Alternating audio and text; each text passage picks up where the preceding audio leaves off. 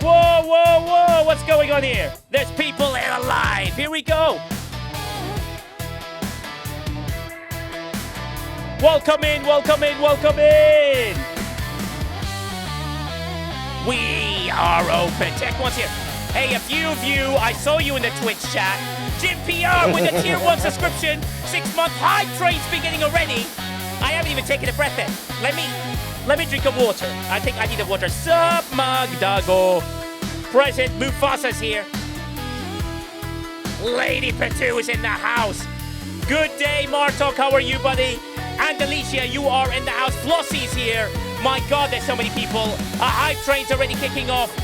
Good day, X-Force. I know C Engineering. I saw you earlier. Moosey, I saw you earlier. L, Mac Taco, MJ Hat. They were here early as well. Yeah, we were reading it. I was telling your messages to Colby, by the way. So I'm glad that you said any bad things. You know what I'm saying? Otherwise, you know, that would be absolutely madness in every way possible. Come on in, come on in. Top Gunner, how you doing, buddy? C Engineering with 5 gifted. Sends us into the next level already.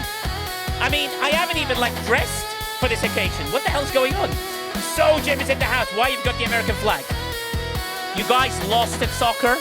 I mean, that's the thing. Exactly. Mactaco starts laughing their way through. Gary Busey's in the house. Top Gunner's like, oh my God, that's a bit.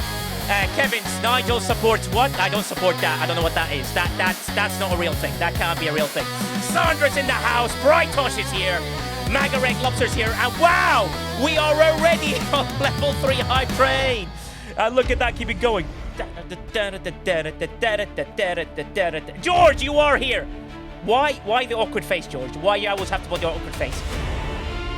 We have some iconic people coming in. It's going to be a discussion about absolutely nothing because we got Golby Checker. Because what else is more important? Let the ad continue, please, moderators. Make sure the ad kicks off so it all works out well. Indominus Prime with 5. Wow, we're already at that many viewers. That's a lot of people. Hi, what are you doing here? Got better things to do in life. X-Danger's in the house. Tech One's in the house. Michelle is here. Susie Q22. John Deere, I saw you're lurking and scrapping. Helga, you are here as well. Sing it. Mad scientist with a gleam in his eye. Jules Verne unraveling the why. Starship soaring through cosmic dread. STFC briefings where the fleet has fled. The note's too high for me. It's like singing Chandelier too high. Link's posting the game as well as even the bill. Thank you so much. Let's see how we can bring people here. Quazel, I haven't got time to read 65 messages. Oh, right, okay, I can read those messages. There's about 650 messages. Ladies and gentlemen, Quazel has not been on 27 different streams before this one. So what you're getting today will be the first time he says it, I think. Which I think is great. Well, we got an exclusive, people. We got an actually, because no one else was really online except Mufasa, who's the legend. STFC briefings when the answers burn from the mad scientist Jules Verne. Tacos, Camtech, how you doing, buddy? Tell your friends, tell your buddies. Emerald Rose, welcome in, Rosie. How are you? I have no shields on my... What? No, I've got shields on my base. Live intro today. Yes, Colby is standing by. Calm down, Taco. Mr. CAA. Jesus, Mr. Big Time. What are you auditioning people for things? You better hire her, by the way. Better freaking hire her. I'm telling you now.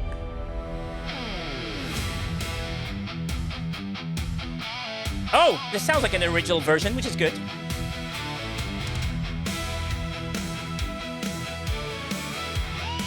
Come on in, people. Right. I'm not giving you my base shields. Psycho Shtick, how you doing? Psycho Shtick, that's your name? Wow! Virtual Army with tier 1 for 6 months. Ads are about to begin in 10 seconds.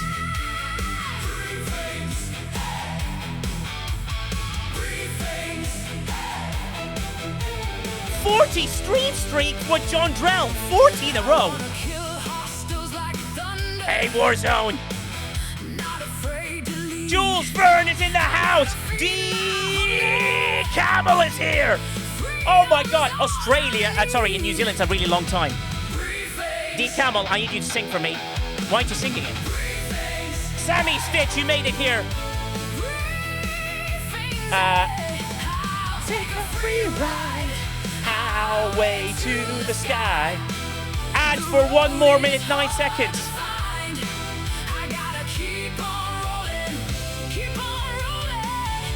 Keep on rolling. We'll give people a bit more time to come in. Hey, Cottontail. Jolan throw you all for Green Tea's in the house. Matt Flat confirms I'm shielded. Yes, I'm shielded. Who said that? Blasphemy, whoever said that. Crow Dog's in the house. Cindy Sorensen. I'm not Welsh. It's not a Welsh accent, D Camel. Mr. New Zealand. By the way, Colby, he has a sexy voice. Like, it almost turned me. I've got to say, almost turned me. Colby's very interested, D Camel. I just got to say, she's like, oh, well.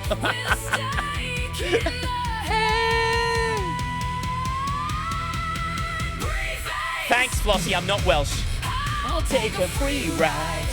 How? Mufasa's joining us on stage. Oh my God, my head hurts. Virtual Army with 5 more subs, and the ad break is about to end. I'll take an STFC ride.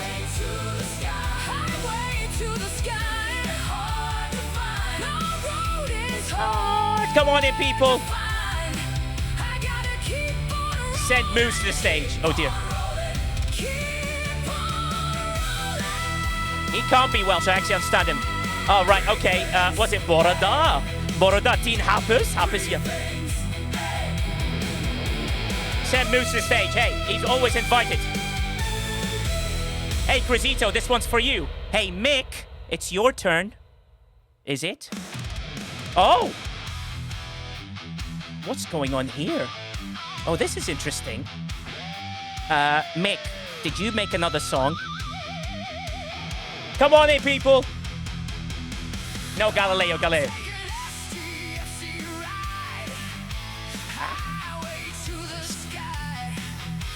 road is hard to find. Cockney accent. Oh, yeah. I can't do a Cockney accent. Colby can do a better one than me, definitely. Come on in, people. We're about to begin. We're level 5 hype train.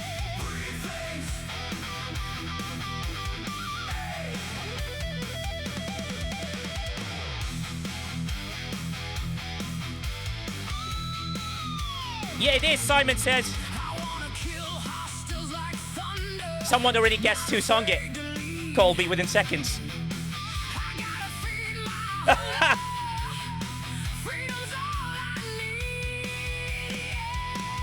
Briefings.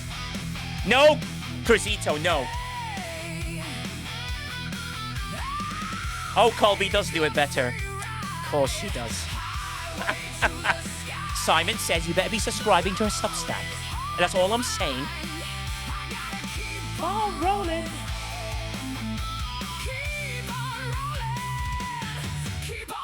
We can test this out. There you go.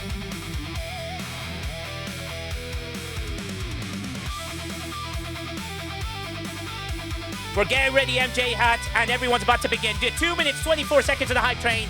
We'll let that hype train get ready to die. I need to clean my 3 subs. 3 subs on 1.5k bits. It's all available for you, and we can kick off the show. And we'll kick it off with a short intro, and then we'll go to Colby Checker singing.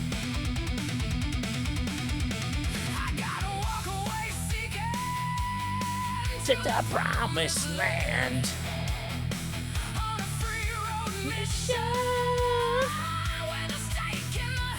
Just Kevin with 5 gifted. Highway to the sky. The road is hard to find. Crisito's on stage. Wow, I've never seen Crisito arrive early. Thank you guys for the hype train. Let's keep it going. That's really kindness. Everyone's keeping us going. We're about to finish the song. Let's kick into the video. I gotta keep on rolling.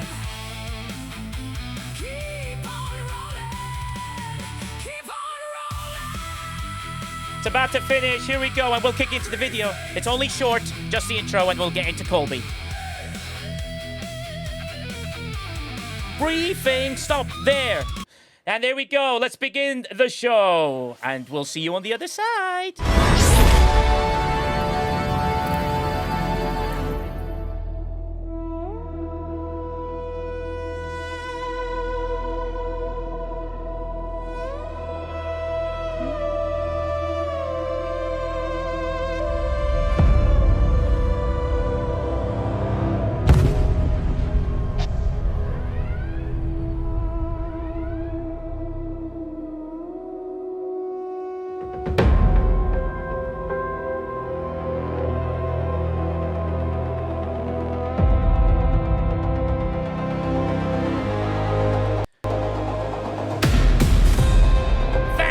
Tree.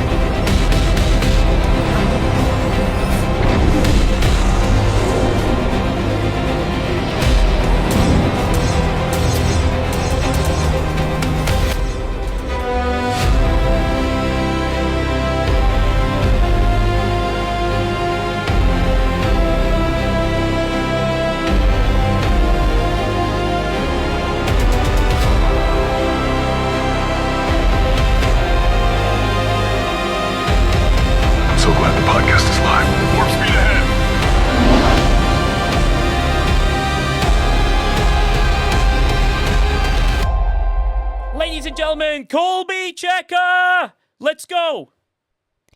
Warp speed ahead, we're here to play, exploring galaxies every day. We are hosting the Cosmic Stream, STFC Briefings, it's the ultimate gleam. Tune in for tips and tricks galore, news updates and so much more. Exciting guests and interviews too. STFC Briefings just for you. Ladies and gentlemen, and that was Colby Checker live.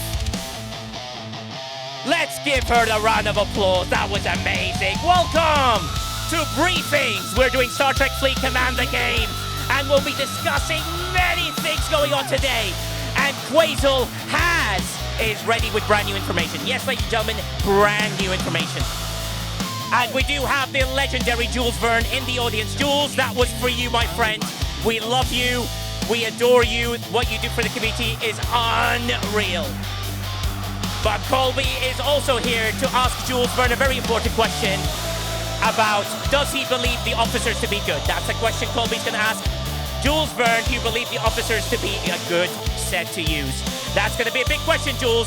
Will you be brave enough to come on stage and answer the question live, or you can type it in the chat? It's going to be very exciting, but we're trying to... Oh, here we go. Jules is like, I don't want to speak about it.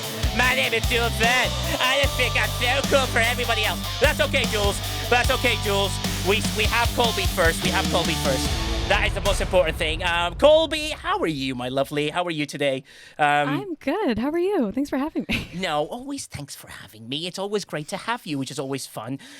Jules has a meeting in 10 minutes and he's got to run. Okay, he's made up an excuse.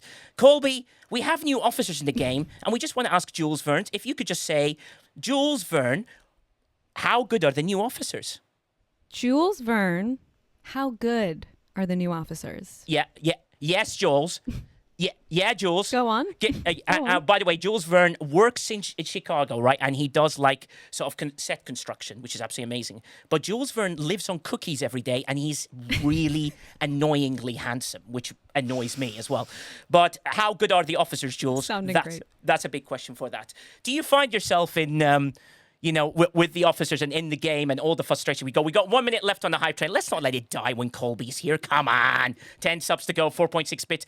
Also, exclamation point Colby, if you wish to tip her or donate or even go to her Substack. Look, I want you to go to her Substack. It doesn't matter what she says. Don't look at her when she does that, which is absolutely amazing. That should be appearing for people in there when you do exclamation point Colby. And it should be there. Oh, actually, I just realized I didn't initiate the audio on that. I now know why, but you can see her there. Simon Says gets a 10 gifted and gets us to the next level. That is Colby doing some of her finest work. Please do follow her and do everything like that. They're amazing at their intended job, just like Colby is amazing at her singing. Oh, so we don't like the officers?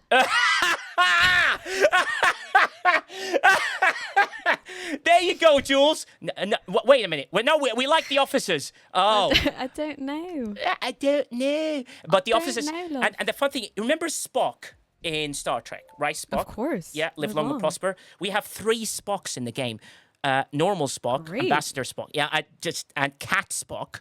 What would a Cat Spock sound The like? more Spocks, the better, I'd say. And then female Spock. Was there ever a female Spock? Yes, let's go. Exactly. I would be a female Spock. Done. Colby will be doing a trailer for the next arc with female Spock. You see what you sold yourself into? I managed to... Great. Okay, great. We have a formal... Sold.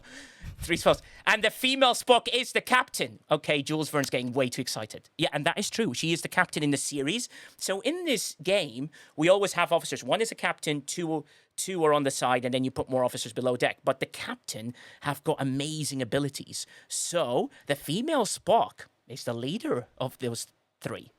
What is an example of something they can do? If What's I a explain to special you, does it skill? sound really Okay. geeky? And then, this Like- may not work anymore if I have that level of geekiness. So Like 1 + 1 speed. equals potato. It's the way I would do it. But she has an ability to increase the loot you gain from the things you kill. Specific things, very specific things. But also she has the ability to cause immeasurable damage, like a good captain does. Do you know what I mean? Really strong. And causes that. Okay. Like emotional damage or like blowing people up? Well, Jules gives me emotional damage. Blowing people up is the other one. right, Emotional cool. damage. We have a guy in the chat who I absolutely love. His name is Crazy. And what we do, Colby, when Crazy makes a comment, he puts it in an exclamation point. So he goes, in quotation marks, he goes, emotional damage. So so you have to do it like that. Emotional damage. You can't. Yeah, emotional. There you go, Crazy. And and Indominus says that the gaming company gives him that. Did you see eyebrows rise at the loot comment? She'll fit in fine here. Well, I was like, loot.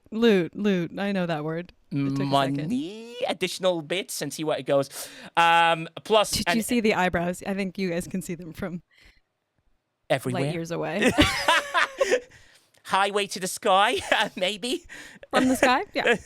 See, Should amazing. I wax them? No, just kidding. No, Anyways. but one of the things I want people to understand, your Substack is what? Ah. If people want to follow, we have 5 free subscriptions, by the way, ladies and gentlemen, which I'm going to hand out today. 5. Thank you very much, Colby. So you guys can Always. begin the journey of understanding the story without giving too much away. Your Substack is what, Colby? Wow, I should have prepared. It's called Don't... We're doing this live. It's called Don't Laugh, This Is My Life. And it is memoir-esque, but it's like trying to do a one-woman show. I am doing a Yes. one-woman show You are. in a digital way. So it's like part memoir, part stories from today. There's just a lot of shenanigans that happen in my life on a regular basis. And there's music and... it's deeply rooted in like a beautiful blend of adding levity to all the shiza. I don't know if I can swear on here. All the shiza we've been through in life. Well, yes. And do you know what's really amazing about it? The way you tell it, I mean, you can read it, but I would encourage you to listen to it because the intonations and the word and the passion and the drive and the emotional story that you put behind it is honestly mind-blowing. It's something that I absolutely adore. And love to you. listen to. Yeah. And It was, it's, thank you for saying all of that. And I'll just add that it is very crazy that I'm doing it because I'm spilling the tea. I'm spilling the tea for my life, but I don't hold back. So it's very like raw AF. But then there's a lot of laughter. So it's like my hope is you'll feel every emotion while you hang out with me over there. Yeah, and not only that, they're saying, and she is funny. And you are right, Sydney Soren. Thank you for saying that. I did not print that. Just to let you know, I told you earlier, you're very funny. 11 subs, 10 seconds to go, 5.4k bits. Thank you so much, everybody. It's Colby has been amazing, as always. We appreciate you and we adore you. And we will have exclamation point Colby, in the chat if you want to jump in. But there will be 5 subs available to start you on your journey of success towards that. And Colby, absolutely brilliant as always. And thanks again for coming across, and we'll see you next time. See you. Live long and prosper. I know, I was like, see you. You can't say see you next Tuesday because that means something really weird. See you next Thursday. And it would be, Sunday maybe. Yes, Sunday? yes. See you Sunday. Have a great game, everybody. Is that what happens after this?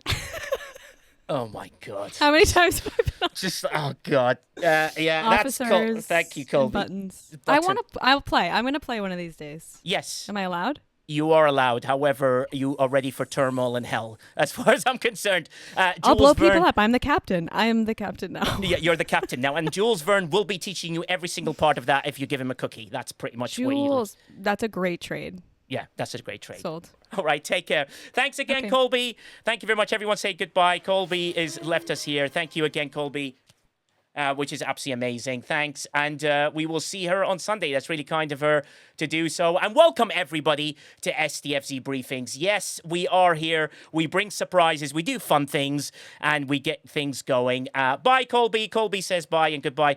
That is such a great trade. Is it a great... So, Jules, you're saying cookies and Colby playing the game is the trade, right? It's not one or the other. Or are you just willing to do it for cookies regardless of whether Colby's involved in any way? Or you just heard the word cookies? Joey says, I'm playing now. Well, Colby will joining us at Ops 1. I would love to see, we should bring her on stream. While we have people like Mufasa, she might even go to Mufasa's stream next and so on and so forth. And we can guide her in there. So Sydney Sorensen, exclamation point Colby, in the chat. And what it does, and you can hear her in there as well. Me and my fridge friends have an announcement to make. I obviously prepared for this by not preparing. Does this make me look legit? Hey, subscribe to my channel. Yeah. So there you go. You can help her out, and Colby. Just lovely. Yeah, she's absolutely terrific. Obviously, that is on a massive cooldown because people do not want to take the absolute piss out of that in every way possible. But it's very kind of her. I feel very lucky that she always seems to be keen to meet you guys. So I think that's going to be great. And when we ever do a meet-up in London, we'll make sure Colby's there as well. And she will be trying to perform as some sort of character in the next trailer that we do that will continue to insult Lostin, of course, because that's what we do here. She looks like she has a good life ahead of her. Why ruin that with getting her to play this game? Yeah, she's got a very nice voice. Thank you, Joey. She's a wonderful person. I want to support her. I want to make sure that she's always ready for all these things. But we've got loads to talk about today. And I put the wrong people on the screen because I didn't realize that, shockingly, that the legendary Crisito would join us. Shockingly, Moo effing Asa is here. We will always have one of the greatest high school photos of all time, always on standby because there's nothing else that we should do. And I'm going to move Shockwave to the front of the queue, as I always do when he's here as well. And we don't have Ghost Pepper, and we have Quazel, as always. And Sniper, I don't see Sniper here as well. But let me just trade it in for these for now. So you just get volunteer, take a bunch of giant cookies for Jules. Well, hey, Jules, it'll do cookies. And this time, Jules, I can get them to you. That would be amazing. Yeah, we'll do a briefings meetup in London. That's the aim. Colby is in the US till the end of the month. And then she'll be here. And then, yeah, we'll look at it. It'll be something we'll just organize promptly. And if people are here, they can come and we can have a look. That'd be amazing. Jules Verne was like, all I heard was cookies. What we talking about? Just amazing. Which is amazing, amazing. I will be handing 5 subs to her Substack, which is very kind of her to organize. I'll just need an email from people when you win and when we do marbles later, which I think is important. Right, so we have loads to talk about. I obviously don't have the officers. That's the first thing I need to say. But as you saw, Lube released a fantastic video about the officers and what they are. And I think there's some really good officers in there in the game to sort of look at. Quasel, if we don't mind, I'm going to go to your screen, my friend, and you can show what these officers are and what they do. So we're on Quasel's screen now on there, and I'll try and guide it through a bit of an explanation that I've got down.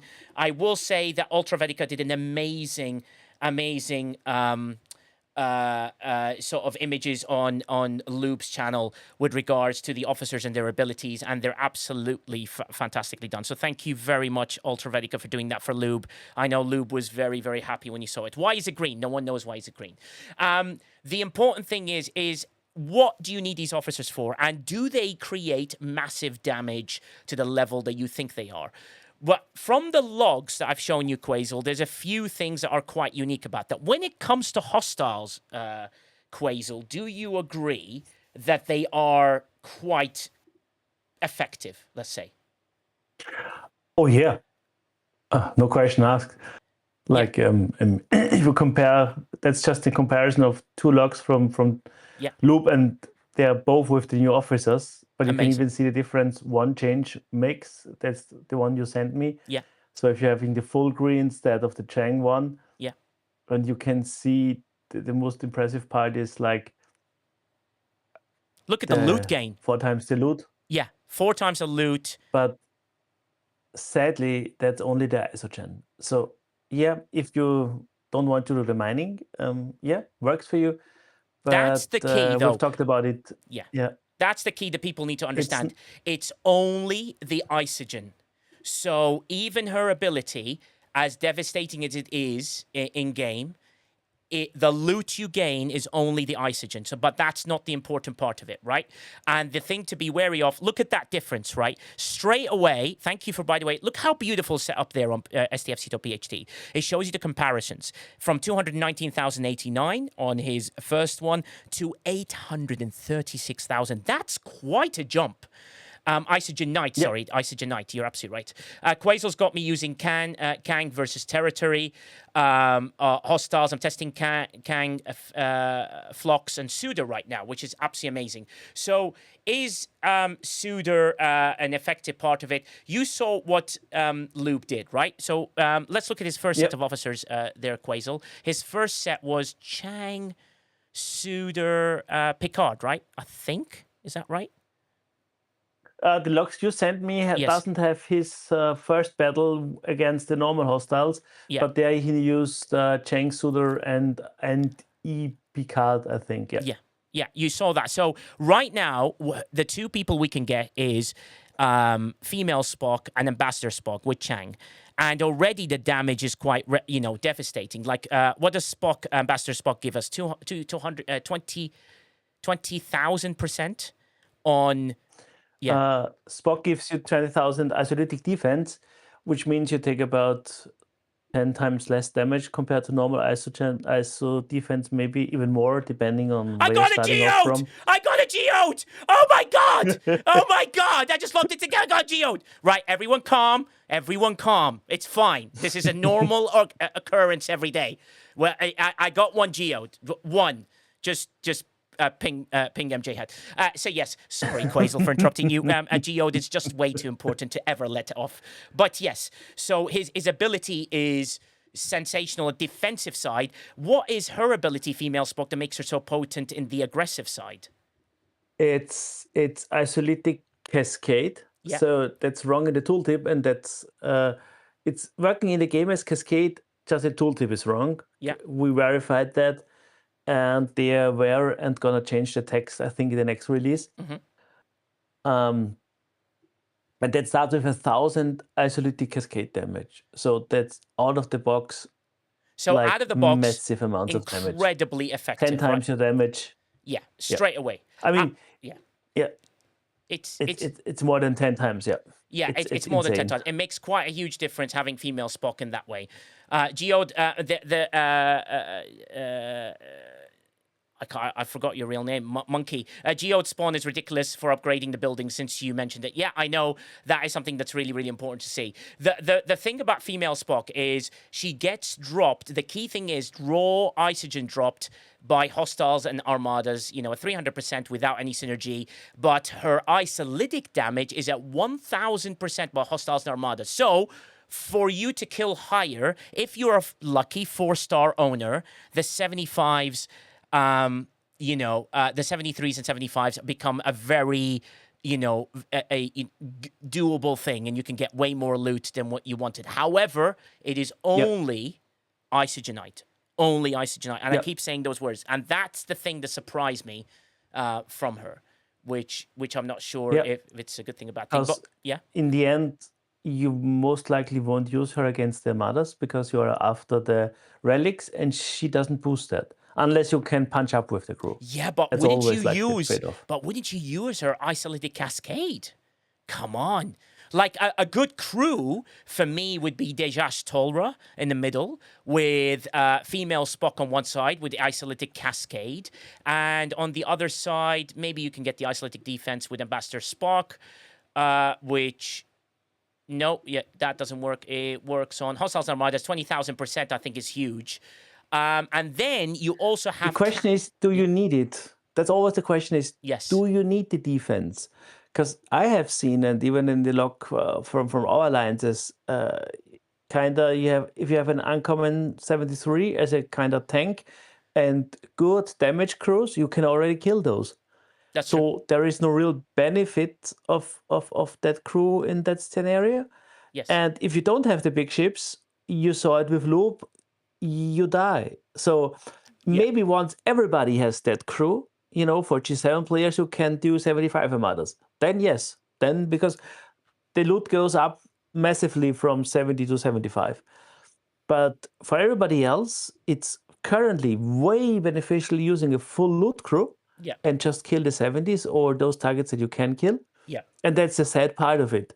That crew is nice. It does, like Jules said it very politically correct. Like it does a superb job against those targets.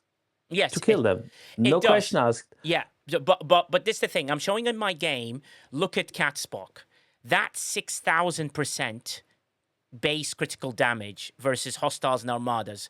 So for me, why should you chase Cat Spock on the next arc, right? This is the reason. Even at tier 1, it's phenomenal. Because at 6,000%, not only do you improve your loop within the game and you can kill a lot of these at a higher level, I believe this 6,000% either side of a Dejash Tolra, so 6,000% on the cat being on, and ice maybe, yes, and the 1,000% on isolytic cascade with female Spock, I think that will be the crew. That's just my guess from maths at the moment. For me, it feels like Dejash Tolra will increase the shots, give you the loot, right? The loot that you actually want from the relics. This one would give you isolytic cascade, which is devastating. So if you set up that crew, Quasel, I would love to see the mathematics around it. So Dejash Tolra as captain. You have the screenshot. What's that? Have screenshot? Yeah, I can. What screenshot? Yeah, I sent you yesterday one, but I set it up. Oh, right. Okay. So... I didn't even look at that because I was very busy today. Isolytic cascade. So you have female Spock on one side with isolytic cascade and cat Spock on the other side with his isolytic damage, critical damage at that thing. It should mean you hit higher. Below deck becomes interesting. Critical boost. It always magnifies in ISO and vice versa. And I think that's the reason you should try and attempt to get them. Ambassador Spock becomes, sadly, the third least favorite out of all of them. But female Spock and cat Spock, I would chase dramatically. Ambassador Spock is a great get. Having full synergy will get you somewhere and will make a difference. And I think it's a good thing to see. So as we switch across to Quasel and he shows us what those do at the moment, I think that's the thing to keep an eye on, which I think is very, very important for you to see. Let's have a look, Quasel. What are the mathematics around it? I mean, the rough estimate with our new calculator is like 175 modifier on your current damage with that crew. Yeah. And that's why Dash Torah is so important, because she gives you a lot of shots per round, and that multiplies with the isolytic increase about 10 times or more, and about 7 times more critical hit damage. Yeah. And each of those can kind of be multiplied with each other, because we have currently about 1,000-ish. So that's my account, not the stats. Yes. So you have about 1,000 critical damage without the Spocks, and then it ramps up, and you get a really nice, well-rounded thing. And you have a little bit of loot bonus, and you have the full damage if you can survive. But against those, I've seen it's about killing them quickly, because there is the 20-round limit. Oh, wow. Okay.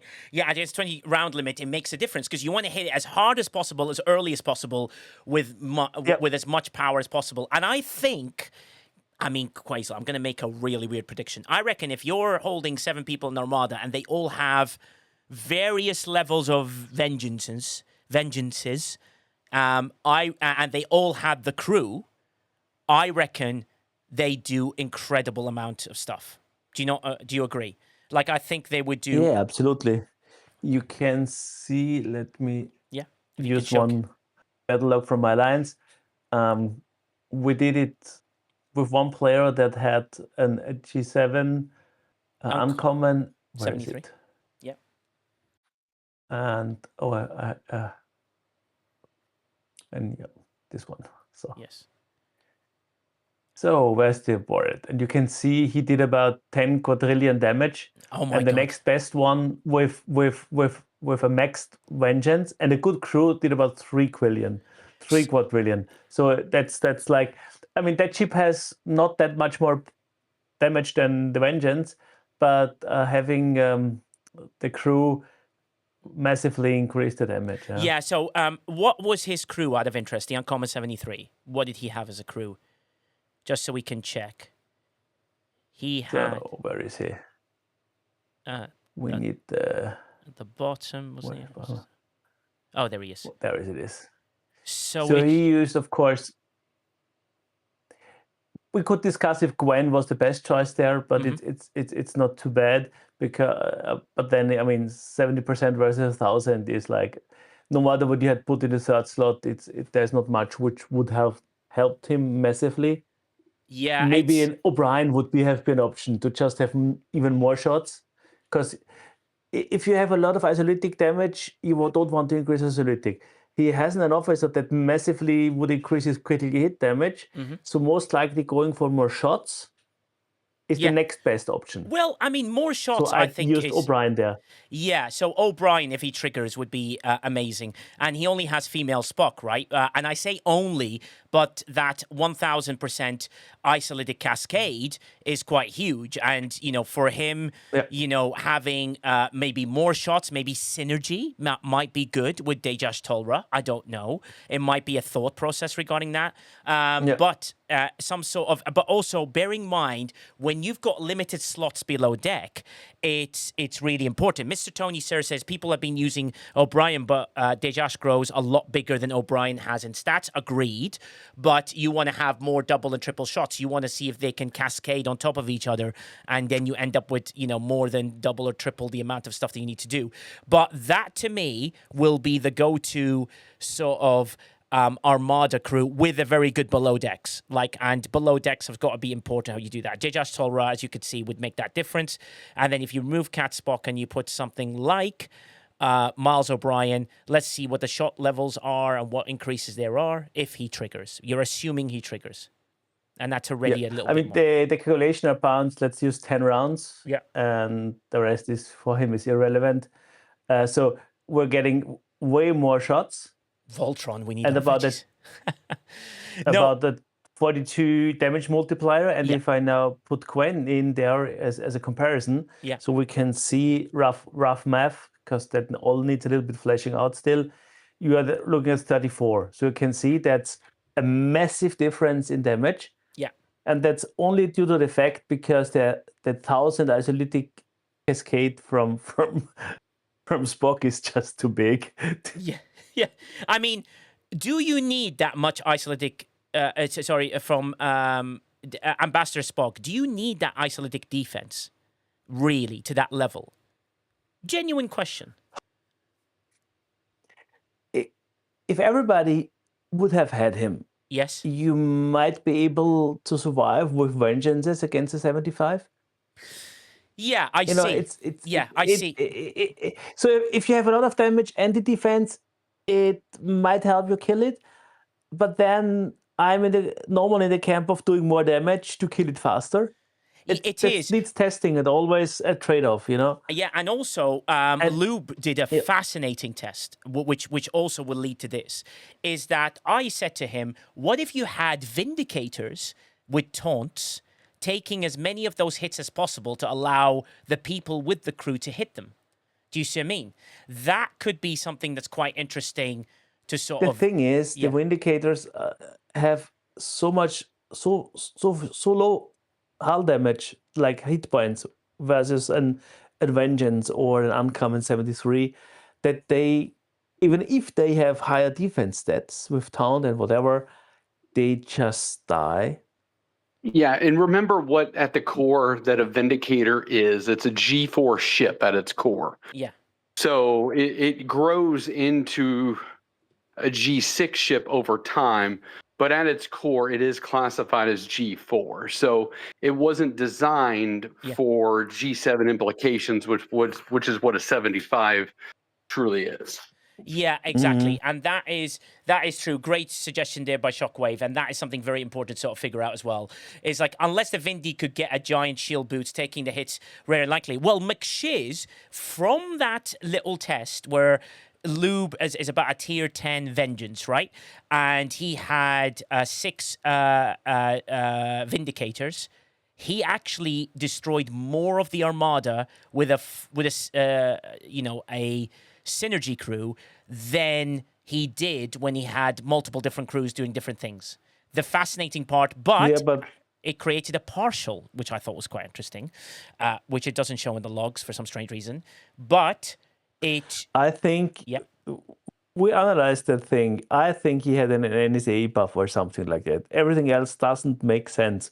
No, he did not have an sense. He doesn't have an NSCA. He had a Max Fort. He had the normal Fort. He had a Cerritos booth, and he had the Defiant thing as well. So those were the things he had. And the Excelsior sort of enhancements. That's what he had. The fascinating part was it was partial, and he never died, which made us go, wait a minute, that makes no sense. But it might mean that one or two, the lower levels, can make a difference here with that level. Do you know what I mean? Like having a Vindicator that can just take a few hits away. Yeah, would need deeper testing, but I don't see it. I know people try that, but I don't see it. Maybe I'm mistaken. No, and but it's good. I don't see it. I don't see how there's a possibility. Yeah, well, let's see what happens when that comes. And Alicia says, is Cat Spock next weekend or next arc? Next arc. Cat Spock's not available this arc. Will be available next arc. The partials, because he didn't finish it in 20 rounds. No, it went 5 rounds. Humble. He died in round 5. The battle logs had him dying. The weapon shot was so big he couldn't survive it, so there is no way he survived that. So either the battle log is broken, or the combat result is broken, or somebody smuggled an NSA. No. Somebody smuggled an... No, he had over... Unless you see footage describes otherwise, the standing theory is an protector buff. Yeah, sure. I mean, I'm sure they can test that. But anyways, that's one of the ideas you could do against the Armadas. But against hostiles, they are absolutely incredibly effective, aren't they? And these officers are they... Big question here, because this will include Mufasa. Are they available to get for the lower levels?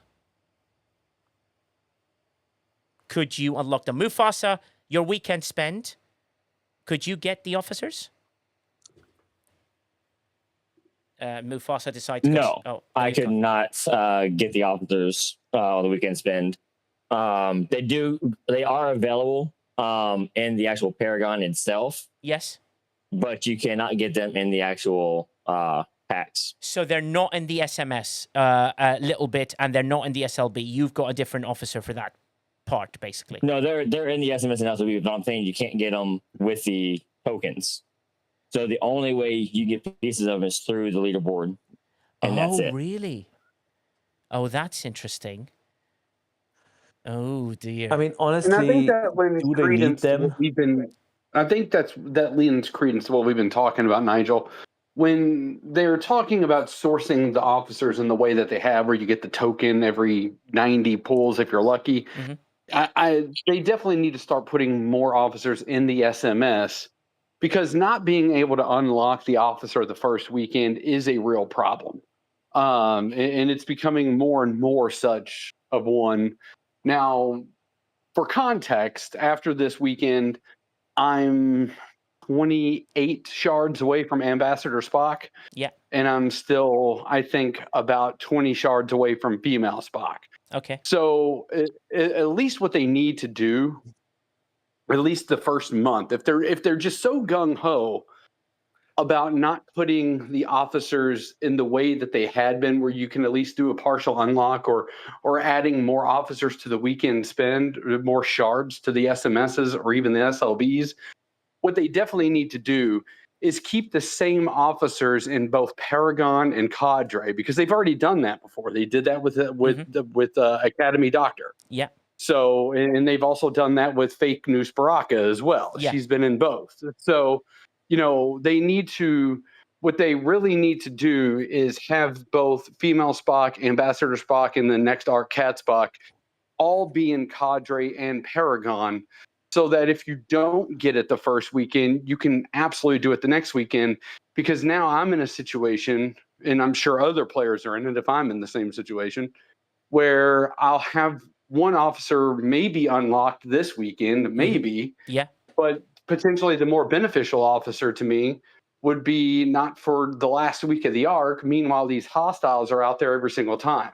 Yeah. So the sourcing way that they've chosen to go is not very beneficial if they want players to engage in the arc. And that's, I think, one of those identifiable opportunities that they have here, that they need to really start thinking about. Yes, we're sourcing it a little bit differently. Yeah. But is the way that we're sourcing them effective? Yeah, and the thing is, it's also it's very interesting. The reason I'm sorry to cut you, I just want to get it to a point here, because basically, the officer sourcing right now is a Paragon event for one officer, which if you did the SMS, you'd get 10 shards, isn't it? And then if you did if you win the SLB, you get quite a bit of shards. But there are people who have won the SLB and finished the SMS and still couldn't unlock it with, just by luck, I assume, with the Paragon event, right? And that's bad RNG. Yeah, that's bad RNG. There's loads of people. Flossie is a very good example. Sorry to call you out, Flossie, but she's like, I was first and I didn't get him. Crazy placed 4th and 5th in the weekend, and he's nowhere near to unlocking either. So I get they want to do this RNG stuff. There's a weird balancing issue they need to figure out, because that is causing lack of sourcing. How many times have you said, yes, it needs time? Yeah, exactly. And Shockwave Prime was first as well. And then he still has more. Oh my God. But Crisito makes a very good point. He's not far away as well. But even with the first place finishes, you're not getting there. I mean, just a balancing act, right? If you do want to continue this RNG style of recruiting, right? There's either separate the boxes so there's less in the boxes to allow you a slightly better chance. I'm not asking for 100%. I'm asking, give us an extra 10, 15% or whatever, just so we can get there. Because it'd be a shame that we all have these fantastic officers available and we can't actually unlock them in any way possible, which is absolutely crazy. And that is something that you don't want to miss out on. So that's the thing that I am more fussed about, because I think it's a waste of time you doing them. Oh my God! My geode reset to a geode, but it's not a geode. It's a fake isogenite. Let me show you all on screen so you can all get depressed with me. Yeah, it's so depressing that those nodes don't display the proper images. What is this? Look at this. What is that even? What is that? You're showing my screen. Okay. Yeah. No. Yeah. That happens more often lately. What the hell is happening here? You have that same with. What the With what the hell is G7 this? nodes. This is like this is like baiting me, going, "Do you want a little geode? Do you? Who wants a cute little geode? Well, you're not getting a You geode." maybe could have ordered an cortado, and it wouldn't have happened. Oh yes, tally ho to that one. Garçon, haute cortado. Let's go with the single origin blend for my friend Crisito here, another haute cortado, please, thank you. That'll be amazing. But the thing that people have to be aware of is that recruit process is not a very, like, for me, is not a great thing. I've never been this far away from getting officers. As far, I just got scoped.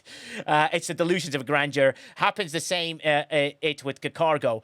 Now, the key thing is like those officers are very good to get if you can. So if you've hoarded and saved a lot of things, the recommendation is, especially female Spock, especially cat Spock, attack them early and attack them as quickly as possible. And even tier 1 is a massive difference, as everyone would agree, that they make into the game. And I think that'd be amazing. For the lower level players, I feel a little bit sorry for them, but every little shard gets to count. Hopefully by the time they get to 61, where that Paragon changes for them and becomes part of them and they'll be able to unlock it. And that would be something that you should be aiming for. And there is not a free-to-play box from day one like they did for the Academy. Well, Darksmith, there is. It's a little bit on the... If you looked at the definition of sourcing, technically, and I do... crazy, I'm doing quotation marks again. Technically, there is sourcing. And I'm hesitant saying the word technically. And it's there. The only problem with that type of sourcing is that you're not giving people a chance to unlock it at a one, unless they probably put $100, $200, I reckon, on top of that, which would be their second place Moose got, and he got 112 out of 120. That is ridiculously close. Is insane. And Ghost Pepper, and for us low levels, going to unlock them later. When are the ops levels? When are they at the ops level? I think they're 61. And by the time we get 61, there will be an RNG and will take forever. Well, no. Ghost Pepper, I think you at the lower levels have already a lot of stuff to do. But what's great about this, let me tell you the good stuff, is that let us go through the headache of getting the sourcing for them and actually getting them. You will benefit later by the time we've thrown some aggro hissy fits. Do you know what I mean? I've thrown haute cortados all over my face. I've told Colby to sing really funny songs about it, and then we get there. And you will have better sourcing later on. It always happens every time. Month 2 never changes. Month 3, month 4, month 5, you start seeing more sourcing for these officers later. So in a weird way, it's beneficial for you to be at the back ready to come in. Yes, Crisito. So, Nigel, I think the one thing, and this is bringing us back to how the game was sourcing things early on, way early in the G2, G3, right? Yeah. And what made it bad in that aspect was not necessarily the method they were doing, but the fact that there was not an understanding of how the sourcing would look later on, right? So Ghost Pepper has a great point. Oh, great. Right? She's below 61. And really, if you're below 61, you're probably not going to get these officers. We know that for a fact. Mm-hmm. But what does that look like? I don't know, 6 months, a year from now? Is there going to be something? And I think that's the one piece that Scopely is failing to do, is to at least give us the big vision down the road. Like, hey guys, guess what? This month, it's going to be Op 61 content. It's going to be RNG. You may or may not like it. That's fine. However, if you're not at that level, they will be added to in that. And I think that's what you're trying to explain, Nigel, and that's great. Yeah. But I think it would be great if we also got it from Scopely, like their long-term plans of what that looks like. We don't need to know all the numbers and all that, but just, hey guys, it's going to come later. Don't worry about it. That way players aren't, frustrated and like freaking out about, well, when am I going to get it? Is it a year? Is it 2 years? Is it 3 years? Like, what's the story? Well, it really funny, Crisito. I was going to log into my game, go to the event store, and show that they're available in the Paragon Recruit, and well, I don't see them in there, which I think is quite funny. No, as in a separate way. So, Darksmith, yes, I agree with you what you're saying, and the reason I say technically, let me show you in my game, is in the event store. if you go to the Paragon Recruit, technically there's a folder. Technically you can click on it, and technically you can source it, right? And I say the word technically. Do I think it's the right way of sourcing? No. There's way too many officers in here that I don't need. So you end up with that. And then in 85 pulls time, or it's 90 pulls, if you haven't pulled anything, I will get an opportunity at doing a super pull of one of those. And the super pull will only allow me 20 shards of female Spock, right, for this week. And I think Jim P.I. is absolutely right. I think the sourcing has been changed too much into this, which is the Ultra Recruit style, which is all these Galactic Recruit style. And the problem with doing this is you're giving nobody a chance to be able to organize themselves, and a little bit of luck will get you somewhere. And especially when you keep changing these officers around every time. Ambassador Spock was in here, now he's not. And then you're going to change it again in 4 or 5 days. They're trying to rush you to it, and that's really important. But I'm with you, Darksmith. I think the sourcing needs a dramatic change. If you don't want to give us a choice, just at least take the army of officers in that folder, because it's nuts, man. It's just going to take me forever. I mean, I'll show you, right? In my officers, look how close I am, right? And I do okay every weekend, probably do the SMS most of the time. Look how far I am. Ambassador Spock, I've got 19 out of 120, and female Spock got 13 out of 120. That should not be a thing. I should be comfortably within the halfway mark, getting closer to get close to that. You expect people to spend, and you can't expect people, Galileo, absolutely correct, to be spending money on RNG, because it's like gambling and all that sort of stuff. And then that's the thing that I need. I think if they took the casino aspect away from the game, just dumb it down a little bit, right? I get there's some RNG for some specifics, but if you want people to get these officers to make a difference, let them go for it. So I'm hoping next arc they make a decision about pushing that a little bit further up and seeing what they can Nigel, do. Yes. So one thing that they could do, and I know Shockwave and I have gone at odds a little bit about this, right? Mm-hmm. I think the one thing is they can kind of do a balance between the both, right? Yeah. You're going to be, let's just say, you're guaranteed 1 shard, right? And again, we're not going to do with the numbers, but let's just use it for there. You're guaranteed 1 shard. Yeah. But you have the opportunity to pull the jackpot and get 25, right? Yeah. That in of itself then isn't necessarily bad. And I think that's the part that's missing with a lot of this RNG. There is not even just the guarantee. So these new officers, there should be a guaranteed 1 shard, and then you can pull the other stuff, right? Like I think that approach would be a little bit better. It may still feel a little bit bad, but if you're at least pulling 1, then you're going to at least chase for it with the chance of getting the full unlock or the quarter unlock or whatever it is. And that's what made Ultras actually pretty exciting. If you remember back in the day, right? I mean, it was RNG, but you at least had a shot at the full unlock. You don't even have that shot here, which makes it even worse. Yeah. I absolutely agree. And also Tavi Mosa says, has anyone noticed that the pulls issue where they say you get 20 shards token and 90 pulls, pulling a 10-pack or a 5-pack only counts as a single pull towards a 90? I didn't notice that, so that's very good to be I'm not so sure about that because I think it was correct for me. Yes, I think it was correct for me as well. What I would be fascinating before you continue, Cruzito, is Mufasa in the lower ops pulling officers. How are you guys coping with all this recruiting tabs? What are the officers that you get in your mid-ops, and how are you finding the recruit process for that? Mufasa also says, as he unmutes himself to speak, is perfect example real quick on your screen, Nigel. How are we as mid-ops trying to justify getting access to these officers now when players that are active in the grade still don't have the officers either? I agree. Mufasa, how's it working for the mid-op officers for you? Can you speak? If you can, that'd be amazing. Or Ghost Pepper. Oh, Mufasa's up. Okay, great. I can't hear you, Mufasa. Is anyone hearing Mufasa? It's just... Nope, I don't hear him either. Yeah, we don't hear him either. Ghost Pepper, so in the mid-ops, when you are now doing the recruit, what do you get in your event? What is your SMS and SLB? Is it the new officers? And then in the Paragon recruit, what do you get? So what do you get in your event? What's the choices? I think like last time if I placed, I got Hue shards. They're all older officers. Sorry, I'm pulling up to Yeah. pull and see what we have today. Mhm. The Half the time, Yeah. go ahead. No, go ahead. Go ahead. I was just trying to fluff for time while you were getting there. Oh yeah, no, you're I totally mean, fine. A lot of what I'm seeing is particles, building parts, resources, and then when we do get an officer, it is like right now I have Jean-Luc Picard as I could get 2 shards if I finish 2. Oh shards. God, is that it? Yeah. Oh. Yeah. So it's not great.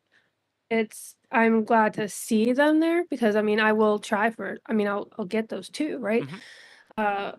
But a lot of our stuff now is to the point of other things that we've talked about in the past where I'm using a lot of the transporter patterns Yeah. to kind of fill in some blanks. And then the rest of our stuff is more RNG because now we don't have, like everybody else, you can't just go in and hone what you've earned into one crew. So the RNG is crap. My what is it called? The one you were just showing. Yeah, that's true. I mean, The Paragon recruits. So even our Paragon recruits look like our Ultra recruits. Yeah. Like we're Yeah. not getting it much, and it's all RNG. Yeah, it is all RNG. And Let's Form Voltron says, I finally got Caleb and Genesis unlocked. Oh my God, I didn't even get them unlocked. These new ones are going to take a while. Dark Smith says, I got 5th in the Ambassador Spog SLB and only got 79 shards. I know, dude. There's an imbalance there, and now it's affecting mid-op, so you can't even get them to catch up. Yeah, but I mean, the new officers are kind of not needed below 61 because that's not their content. No, what I'm trying to get to, sorry, Quazel, is the mid-ops need access to recruiting officers, not the new ones. Yeah, any I'm officer. totally with you. Yeah. The current system is not good. Yeah, it's Yeah. And Mufasa, what do you think about this? What do you think? Go ahead, Mufasa. Let's give Mufasa the floor. So yeah, I'm very much on the same page with Ghost as far as it's a lot of RNG. Now I understand that a lot of your mid-ops players will still be utilizing transporter patterns on a regular basis to maximize some of the more lucrative officers that we have access to in the transporter patterns. But filling in the gaps for some of the older officers that are still useful does start to become tedious because it's all RNG. Yeah, but I mean, with the faction stores and things like that, that picks up a lot of slack of the important officers that that the RNG itself gives you issues for, such as your it is. And just so I'm clear, I don't think this setup is good. I think they need I think they should change it. And also, very clear, it's very bad doing it like this because what you're doing is you're selling an arc. You want people to enjoy an arc, and you want people to enjoy the mid-ops version of the arc, and you want people to enjoy the top-end version of the arc. And the most important thing, Voltron, how you doing? The most important thing for people to realize is if you don't allow people to progress or be able to get the officers they need or be able to do something, I'm not saying make it easy. I'm just saying that this system is not working because it's just too far. Like, okay, I get it. The past is the past. We can never get officers like that again. Let's just assume that doesn't exist. But you can at least improve the process of making maybe the folder smaller. The thing is, Jim P.I., you did come up with a suggestion, which is, if you have an officer max, it gets removed. The only problem is that benefits the upper player quickly. So it doesn't mean that they can't get them. Do you know what I mean? If you get what I mean, it means that they can get them quicker, and then it's only because they've maxed a lot of officers previously. Panda Pirate says, I haven't unlocked any of the officers. Just too much of a hassle when first place SLB doesn't give me a full unlock. I think first place should be what it is. Should be first place, right? First place, you should be able to unlock that officer. The SMS, stop being greedy. Give us 20 shards or something. Do you know what I mean? At least works it towards that. And also, Jim P.I. says it's the new system. Let me see. Who are people responding? It's rewarding. Sorry, I can't find your message, Jim P.I. But I'm guessing it's rewarding to Yeah, exactly. You're absolutely right. It's rewarding past progression, sure, but I think the power creep becomes bigger too early. You want the mid-ops to be able to capture as much of the older mid-officers as soon as possible and have a tickle of a taste of the new one. So if I expect if I win an SLB and do the SMS and I win 2 out of the 4 to be unlocking that officer. No question. That's where it needs to get to. I should, for winning the SLB, be able to unlock that officer. That's my theory. That's where the balance is. So the SMS can get you 20 shards, and the SLB gives you, I don't know, 100. So the 120 can be unlocked. That way, everybody can get a quarter, and then you can work your way that way with it. But you must guarantee that. And Crisito's right. He says, there should be some form of guarantee of officers, even when you pull it if you get 1. Panda Pirate also says that winning the SLB should give you 6 times of those Paragon tokens for the 120 shards. Or Panda Pirate it should just guarantee an unlock. Winning is winning. I win something. Give me the win. The win is the officer. I fought really hard. I saved loads of time. Let me win the officer. Right, Chris? Right. We'll communicate the change that we need to adapt to a slower sourcing in the beginning, whether we like it or not. But just changing it, and there should always be, with the release, like a known plan how to get the new officers. Like, it's not been super awesome sourcing we have gotten with the Academy loot, but all those officers have a sourcing if you're doing the 2 wave defenses once you have gotten the ship. So there is a path, as even for free to play, they know how to get those officers. And I think for the future, my wish would be from the get-go, let us know how to source it. We know most of the time they add sourcing for those officers in some way, shape, or form. But the current system, it's just annoying. It is. But Nigel, Yeah, Crisito, while you speak, let me show you something. This is quite interesting, Sure. right? So I'm in my game. Right, okay. So they've decided that the event store, Paragon, is your very difficult sourcing, maybe for the next, I don't know. So the Academy Doctor is still in there. So for the next, let's say 6 months, this officer will be here, right? What should happen after 6 months' time, 6 months, look how far I'm going really far. After 6 months' time, you should use these. It should start appearing here in Galactic Recruit. Then 6 months after that, it should move to Ultra Recruit. And then 6 months after that, it should move to the Independent Archive Recruit, and you have to spend it. So the reason I'm saying this should be the setup, it's 666, that gets you to 18 months. In 18 months' time, if you're unlucky and you can't source it, there is a path and you're guaranteeing. Or why isn't in the refinery of the territory refinery, why not have isogen? And why not have a box right here, a chest of normal isogen pulls, normal, so that lower ops can get a little bit, of random generating pulls. And that to me is important. Yeah. Right. And I think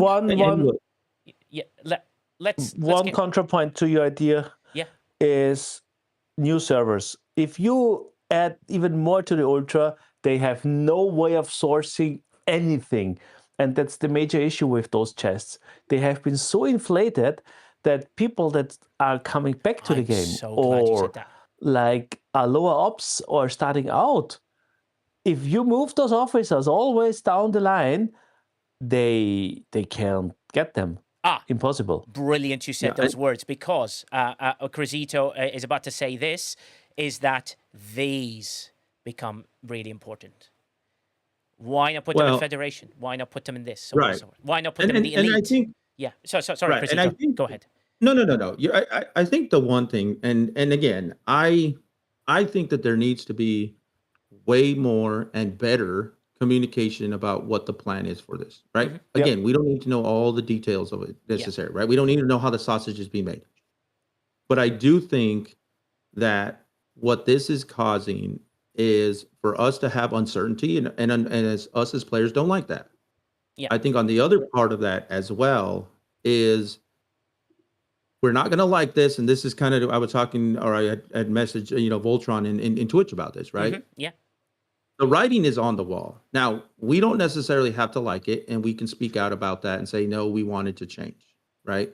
But I do think they are pretty much and very clearly letting us know that there is a shift in we are not going to be unlocking or maxing or any of the things that we used to be able to do. And again, there's precedent, so we can take that into court of law if you want to, for Panda, kind of hint, hint.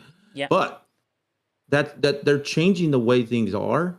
And again, we don't have to like it. Yeah. We need to maybe just recognize that it's there and then listen to the CCs and people like Nigel to say, okay, this is what's there. And now this is how you're going to have to work within what they give us. Doesn't mean give up fighting for it. But I think what's happening right now, and Nigel, you guys are trying to explain to us how to work within the system that is today, while also fighting for the change for later on. And I think those two things sometimes are getting mixed up. And I want to make sure that the audience, if you will, understands that you're not necessarily supporting it. You're just trying to tell us how to work within the system today until it gets fixed. Yeah. Or if it gets fixed at all, and then the way we're working on now is the way we go forward. Yeah, and also, this is a very vital thing. In the game, you have event stores. You have Ferengi, right? Why not improve the Ferengi officer setup with even more? You can add more here saying, hey, guys, for this month, we're taking, okay, I'm going to say something so outrageous, but I think even Quasar will be shocked. When do you unlock the Borg sphere? It's this month, right? This month or next month? Ish, depending, yeah. So, all the officers in the Borg sphere are what? That you can get. No one can remember because they're not that great. But those officers in 2 days, Jakers Gay, why not, as a gift to the community, put them in the Ferengi store when free-to-play are unlocking their ship, so that they can start claiming these officer shards, and you can put them at really high levels and all that sort of stuff in there. Do you know what I mean? Like the Academy Doctors here now. Do you know what I mean? Like and all that sort of, in the Paragon one. But in the Ferengi store, why not put the officers here? When free-to-play, you're anticipating them to unlock the thing. So for Academy, I suspect in 2 months' time to have loads of 2 month stuff.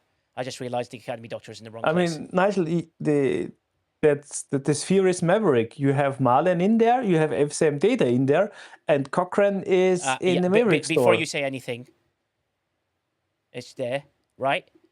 And also Marlin is there. So Marlin, the FCM people, were the ones that were there for that. Do you see where I'm going with this? Yeah. Do you know why I've mentioned it?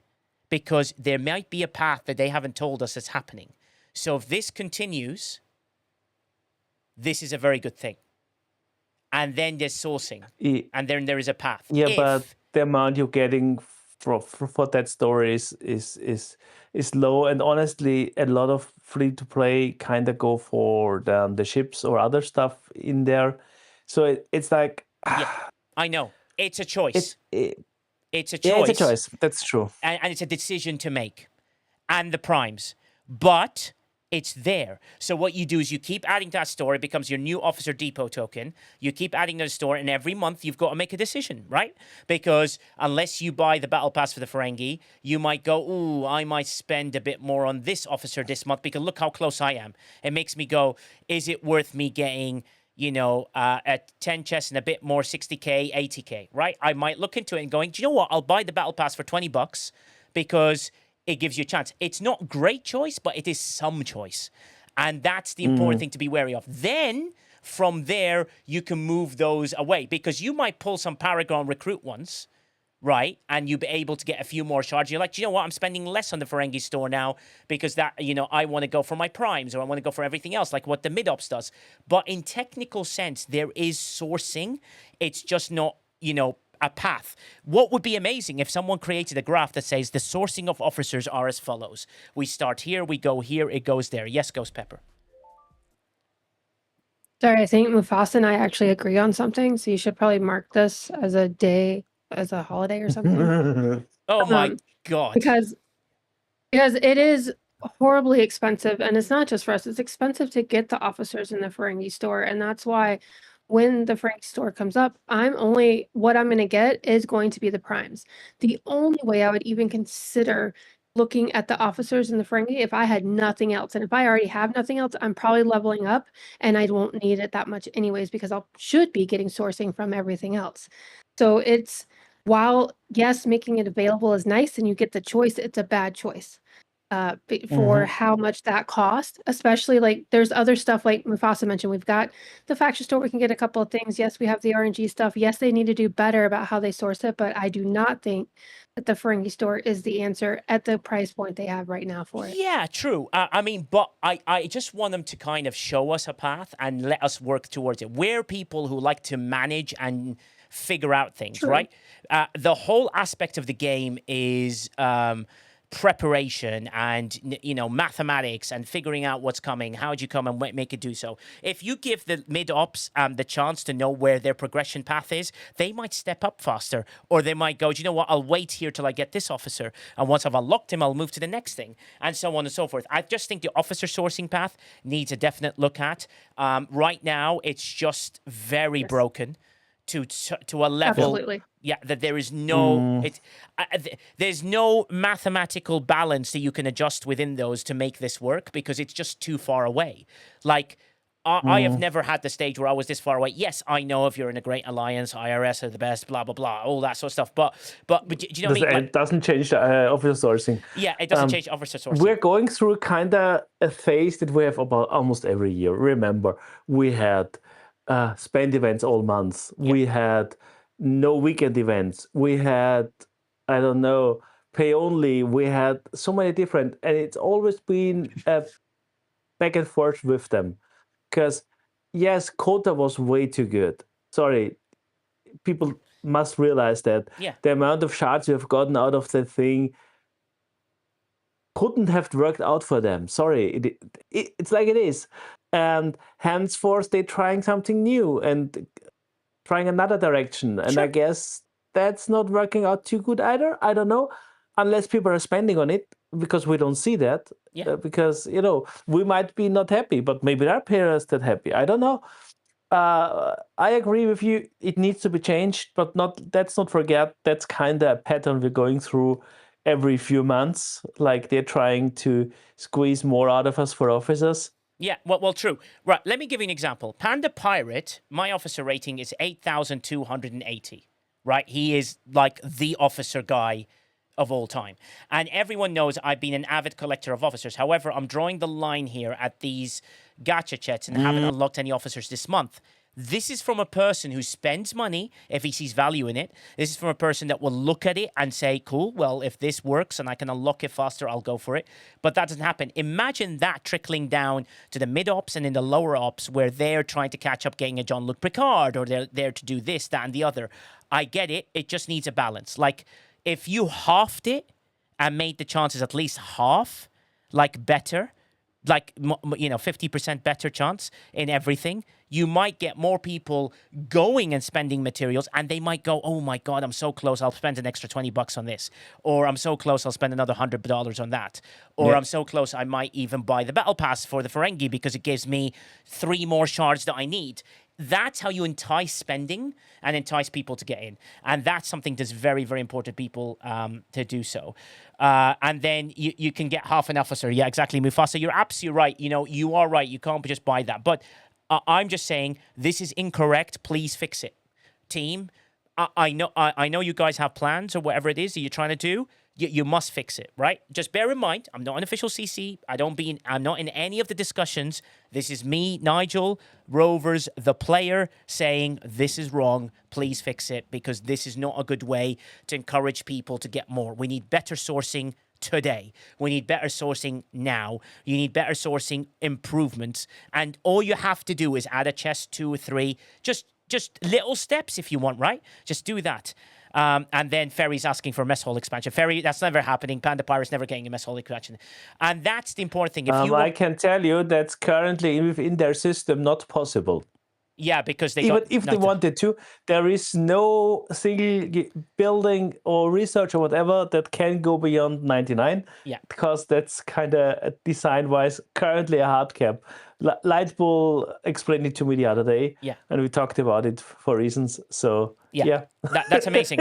And so the game ends at G10. No, it doesn't, Panda Pirate. We need to get to G10 first. And by that time, Panda Pirate, you'll need G10 scrapping. Are we fighting for G10 scrapping from now? So we started now.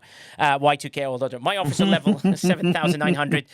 Ops 100 is Y2K. Yeah, exactly. Yeah, G10, right. We're talking about reasons. So this brings me to a very good point. Let's get G6 scrapping. I don't even know what that is. All hail G11 scrapping. Shocker Ohms does that. This gets me to a point where I wanted to get to in this discussion today, which I think will be fascinating. What do you think? I'm hoping Quasel will load up STFC.pro, if you don't mind being my clicker on this one, Quasel, because you are much better than me, of alliances, right? The average alliance, because Chronox, bless him, is busy, so I would love if he could get those facts to me.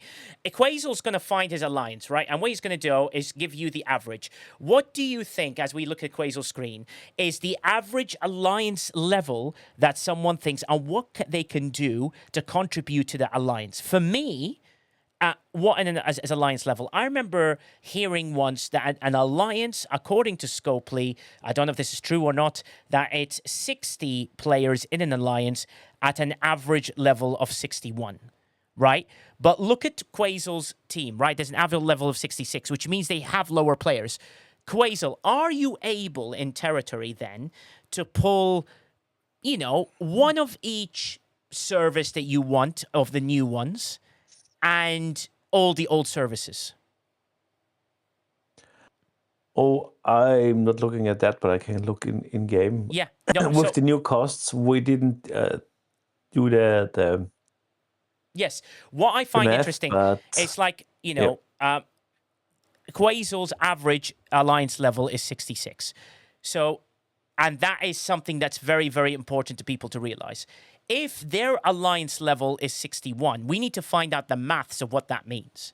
Because if a 61 is 60s, when do you expect a service to be open to with the mathematics? So if how many people you need to pull of the new stuff, which means how many people you can have the lower levels. For me and my alliance, let me show you what I do, right? And I'll genuinely show you what it is and how we sort of run it. The reason we do this, right, in the alliance of Q, which you can dig out on server 155 Quasel if you wish, we have 95 people, right? The 95 people here are the best of the best that we have right now, and we have some lowers who are here for a long time. So I'll rank them by power, and I'll show you the lowers, right? We get right to the bottom to that. So we have loads of 44, 47s. We carry about 20, and then we move people up once they get to 51 plus into this alliance, right? We have another, what we call a feeder alliance in our setup called WATP, right? And their job is very simple. It's to educate people and to do that. They have 87, also have some higher level players, but most of the players are in the average levels. Right? And they have one territory that they run. They comfortably can run their territory on their own at the lower levels. Look at this. There's 42s, 47s, 50s, 49s, 39s, 43s, 40s, 33s. No one's huge, right? And that is a very important thing to figure out, right? So if Scopely believe that, for example, that an alliance, let's say 60 players at 61 plus, it means my alliance itself is what level is that, Quasel? I don't see it on your screen, but you can see. But that level will be a good average. Q in server 155. So you want that one. Which server was where again? Server 155, please, Quasel. Let me show you. So my alliance. Okay, guys, I want everyone in the chat, go to stfc.pro, fantastic site. Find your average alliance level and type it in.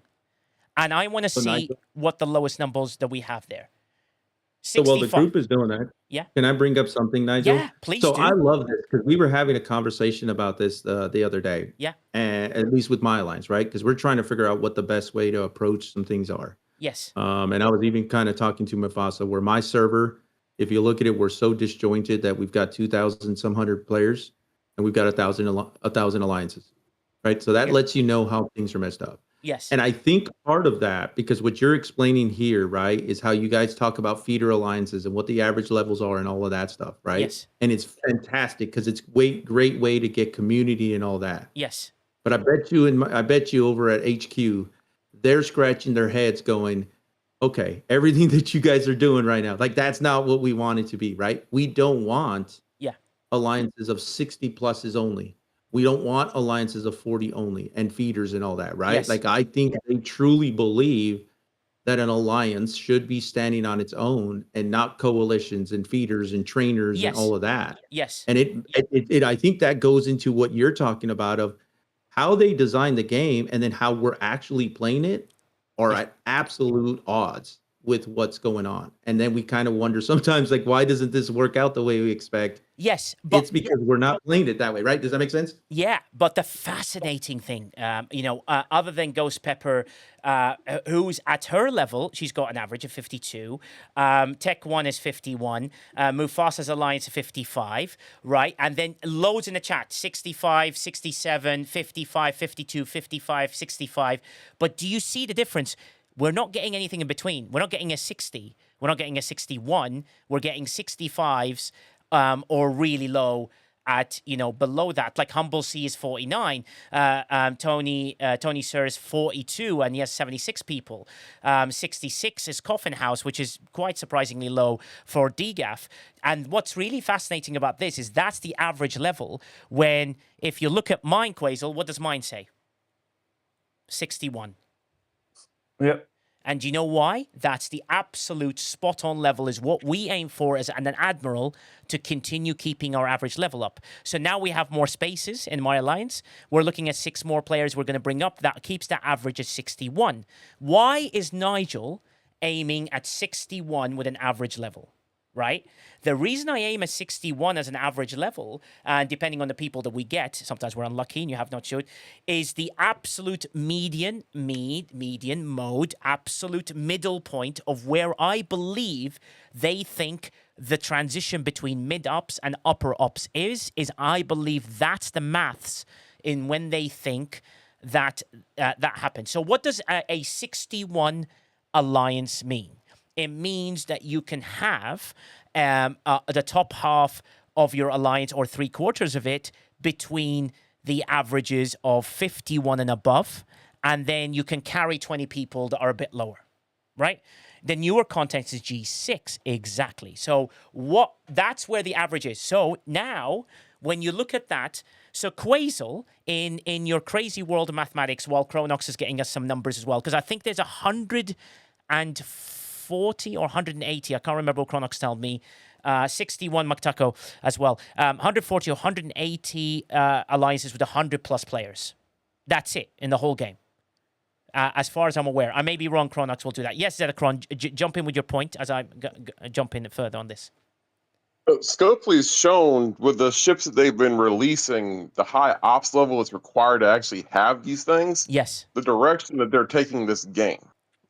I mean, you look back and they started introducing the first 5-star specialty ships like the Excelsior, the Borg Sphere, and a few others. Now they got the 6-star Athena. They're pushing people towards that level of progression. They're pushing players to the level of which they want the game to be. Not everybody's going to be there. Not everybody has the ability to spend and get to G6, G7. They're essentially, it feels like to me, they're cutting out a lot of the lower ops players. Well, G5 and below. Well, no. I'm about to do my big explanation regarding this, the big reveal as I call it. So no, but great point, absolutely spot on. It shows that everything new has to be above, which means there has to be a middle point, is it, Akron? So there's got to be, for people in the lower ops. Mufasa, by the way. Let's give a shout out to Mufasa. His stream is fantastic for the mid ops, and the way he describes what the loops they need to focus on. So that's someone to focus that. What is amazing, having your 61 and above alliance means that you can carry 5 services in a territory comfortably and be able to carry to 20 players. So what does that mean, right? So in my game, the services that we can run because of how much my alliance sort of do. I will show you the map that we're in, which is terrible.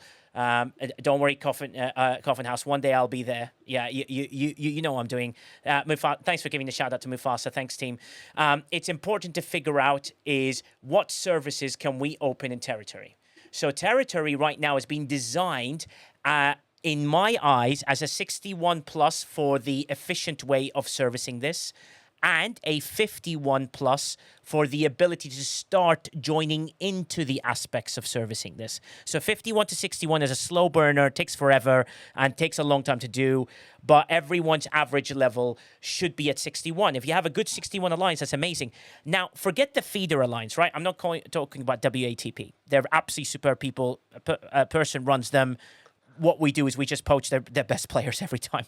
Hey, yeah, you want to come into the big leagues? We're Kiowa. We're like the main roster, and they're there. But they have a territory. But what that shows is we've got loads of stuff in the game we want to run. Right, the previously, and this is where we go. Look at those territories with the word hey, retrieving. Have you taken over my game? It says retrieving in territory. What's going on here? So in territory, what's really fascinating is we usually turn everything on, right? They're like, oh, I'm going to click on that. I'll turn this on. I'll turn this on, and we'll do this. Yeah, and that's really important. But what you need to be aware of is that if you can turn the particle on and you can turn a service on, let's say this one, and you can turn that in a two-star system, and in your one-star, you can turn your old stuff on, which you should have plenty of stuff for. So I could sarcophagus, we've got plenty, right? That's not a problem. The parts, again, plenty. Right? Of all the old stuff that we can run, plenty. Always plenty. Do you see what I mean?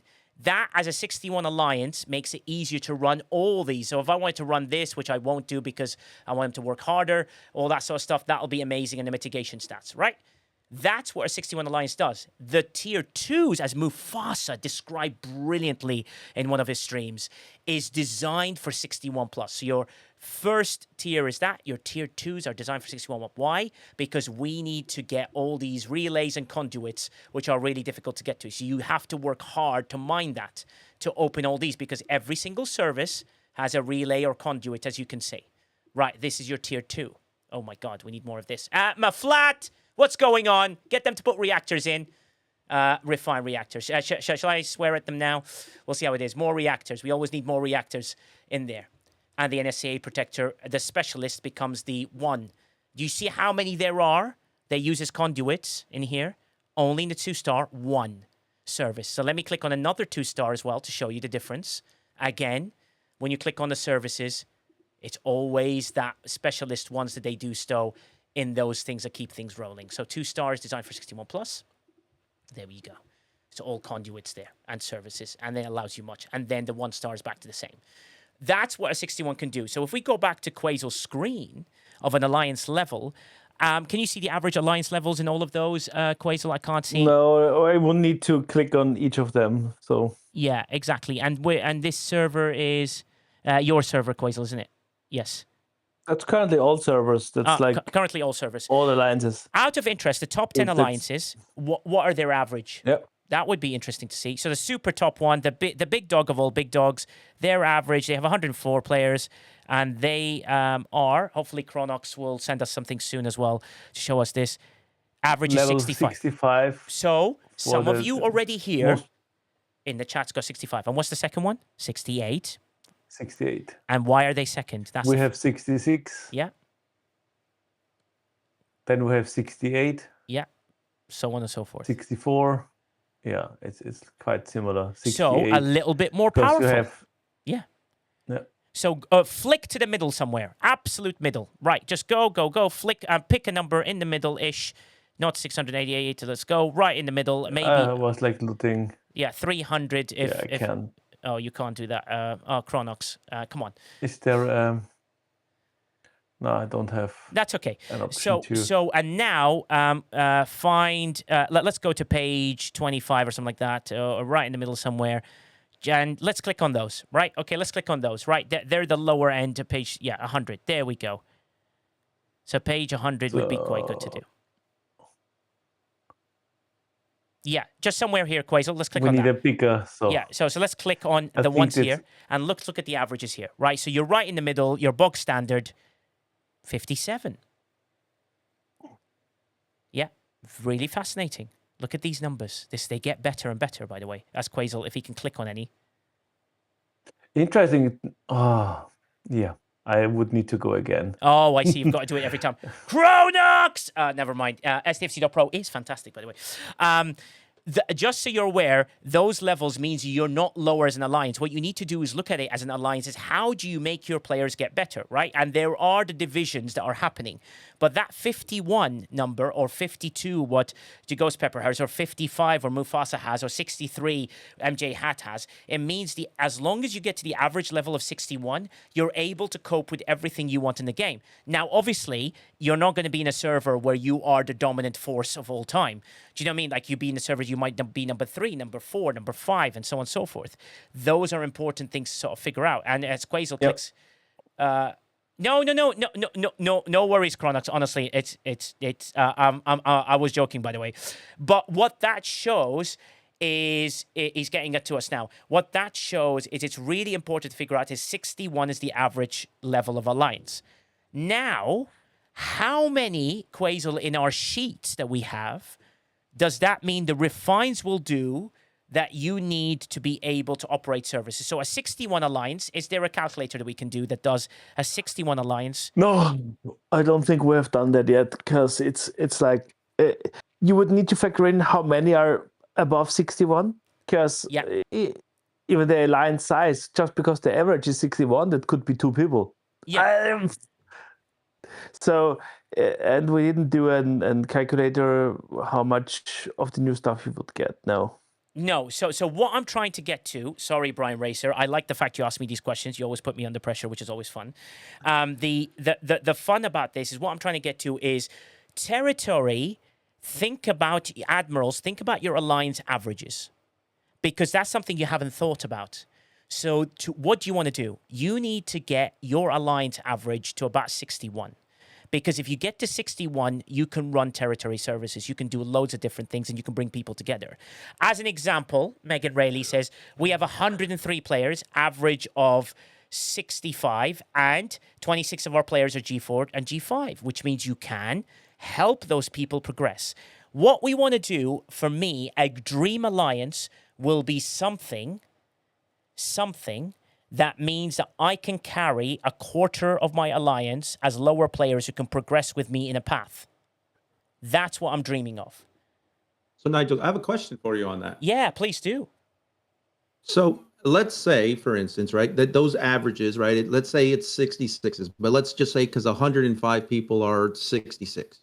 Yes. I think, though, what I'm hearing you say is it's great to have level players and lower level players. But why you want to have a good mix is because while us in the upper levels, right, the G6s and 7s, yes, we're going to be focusing on the new stuff, the new refinery, right? Because we don't want to go and mine a bunch of old isogen. Like, that's boring to us, right? Exactly. We don't care about that. Yes. But you're going to potentially need lower level players who are going through that content right now. So they, while it may not be exciting necessarily for them to not get the stuff that we're doing, they're going to go in and keep you guys filled up with the lower level isogen. Exactly. So that we can concentrate on the upper one, and now you have a good balance. And I think that's a great idea. However, again, I go back to, if you look at what the game has been in the past, right? Yeah. I want to have all 66s. And so if you're an alliance of all 66 pluses, let's just say, guess what? You're probably not going to do well in territory unless you go incorrect. Sorry, you're getting the stuff. You have the independent archive, and the new refinery gives you twice the old payouts. So, maybe you don't need the lower players. No. I mean, help so in them. that case, I'm all fine. for it. But if you're balanced, you'll still be able to do better then. Okay, so that's a fair point, Quasel. Thanks. No. Sorry. But Quasel, I'm going to agree with Crisito on one thing. Nigel, who's doing this is encouraging people to realize that the lower and mid ops are vital to your game as well as the upper ops that do everything else and pull the meridian. Yes, I agree. The IA building has made it very easy. So as more stuff, you get more than double the amount of stuff, which means the top players don't need anything. But your lower players will progress faster if you can run those services. You could see in my alliance, right? For example, I've got loads of 61 plus, but we're always running out of lower stuff because we think we depend on it and we never have enough.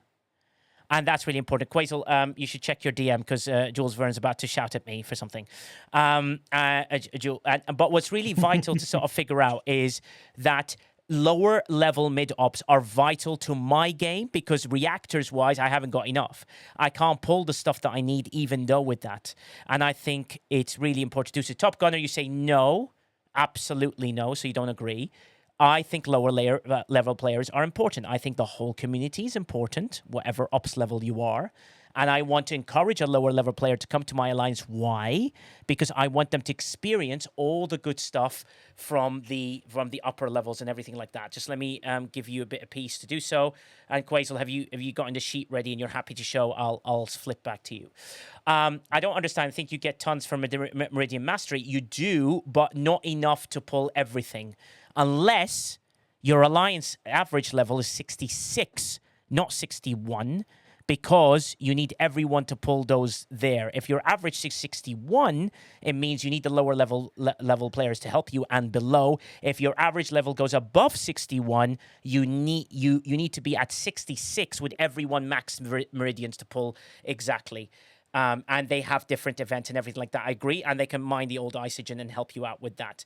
So Quasel, let me know when you're ready and we can have a look at this sheet. It sounds like a fun sheet that Quasel did.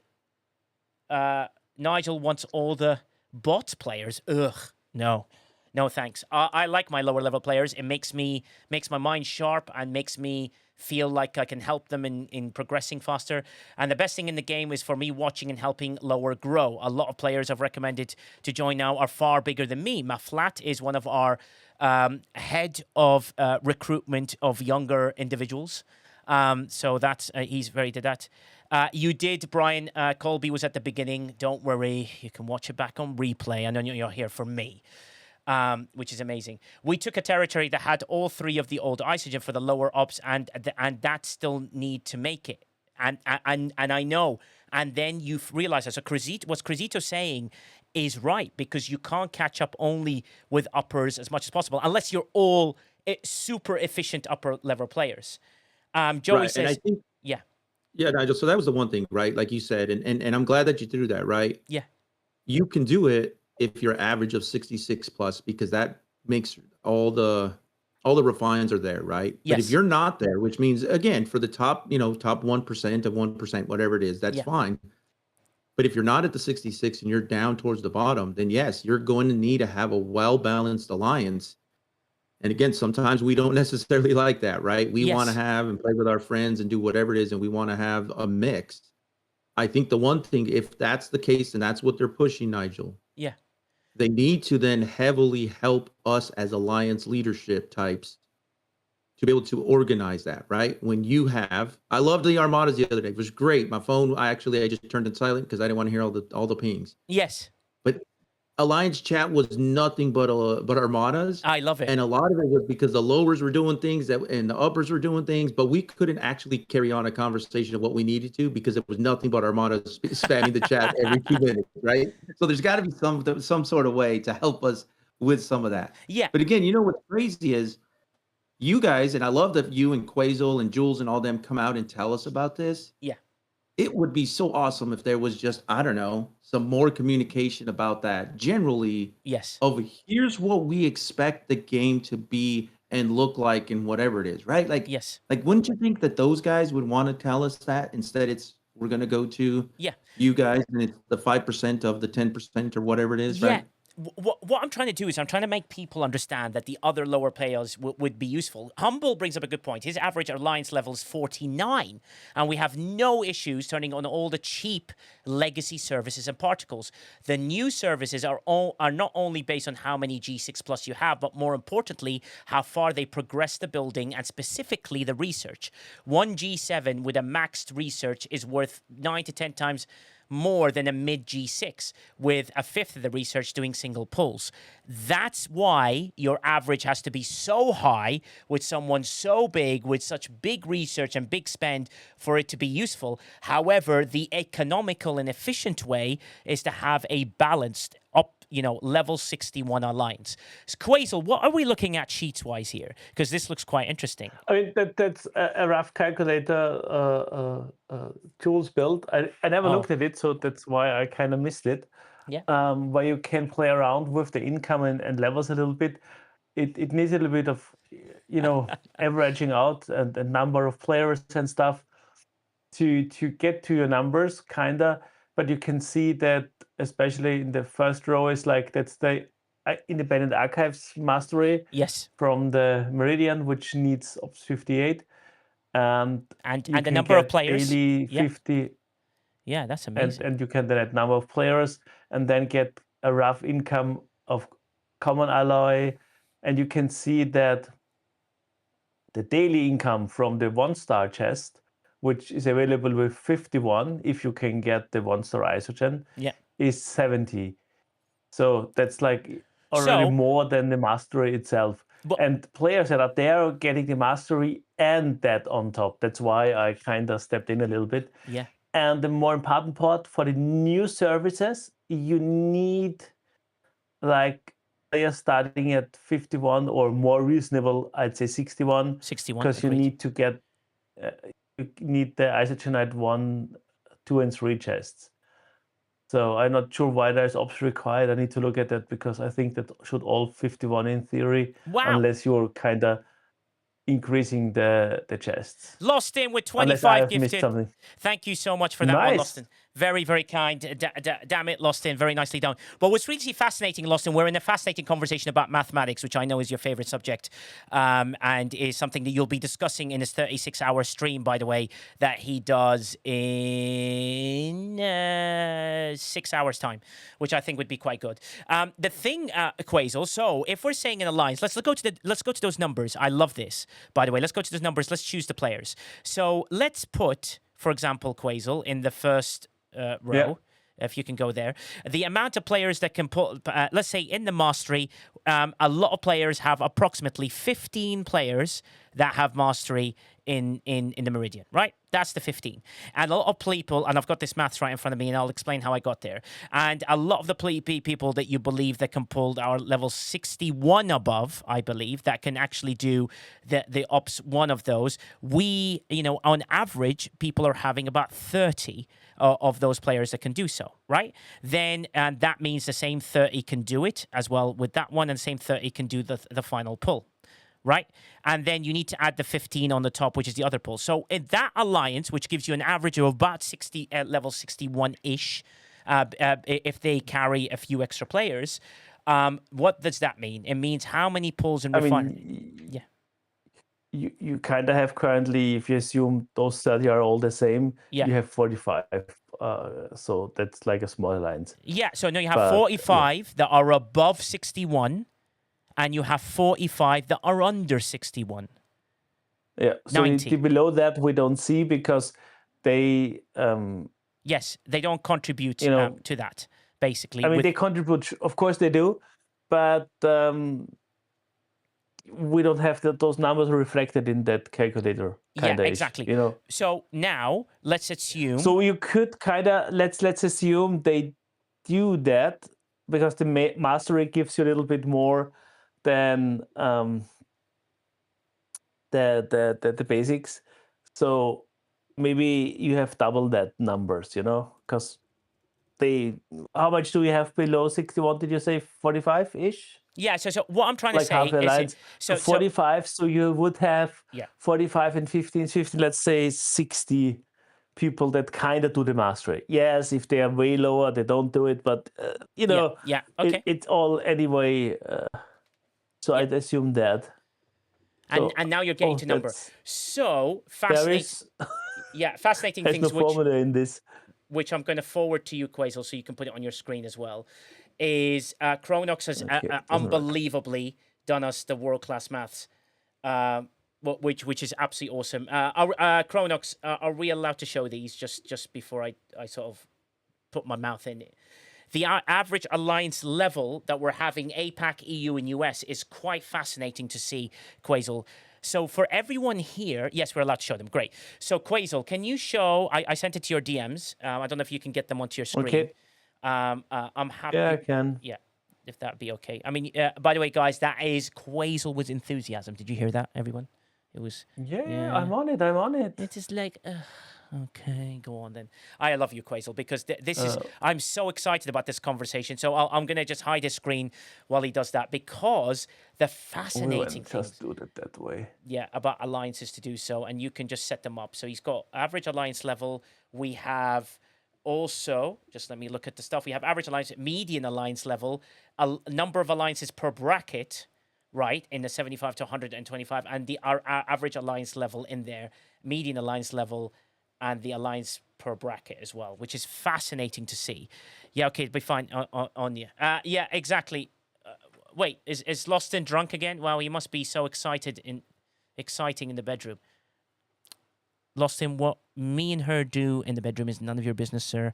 And there are some moves which the Kama Sutra that you haven't written a book about, and you don't know what Kama Sutra is because you're old. I love you, Loston. That's amazing. I've distracted Quasel enough for Quasel to do that. Quasel and everyone here, how fascinating is this? Oh, you're talking about me, not Quasel. Oh. I just diss Lostin anyway because it's much easier just to attack Lostin back and then you get the thing for it. Great plan. I was talking about Quasel. Also, I'm as old as the Kama Sutra. I helped write it. Ladies and gentlemen, that is a confirmation from Lostin. With 25 subs every hour, he will be doing a Kama Sutra maneuver live on screen. Thank you very much, Lostin. That's what you didn't say no. That's amazing. Okay, Lostin will show you every maneuver that he wrote into the book.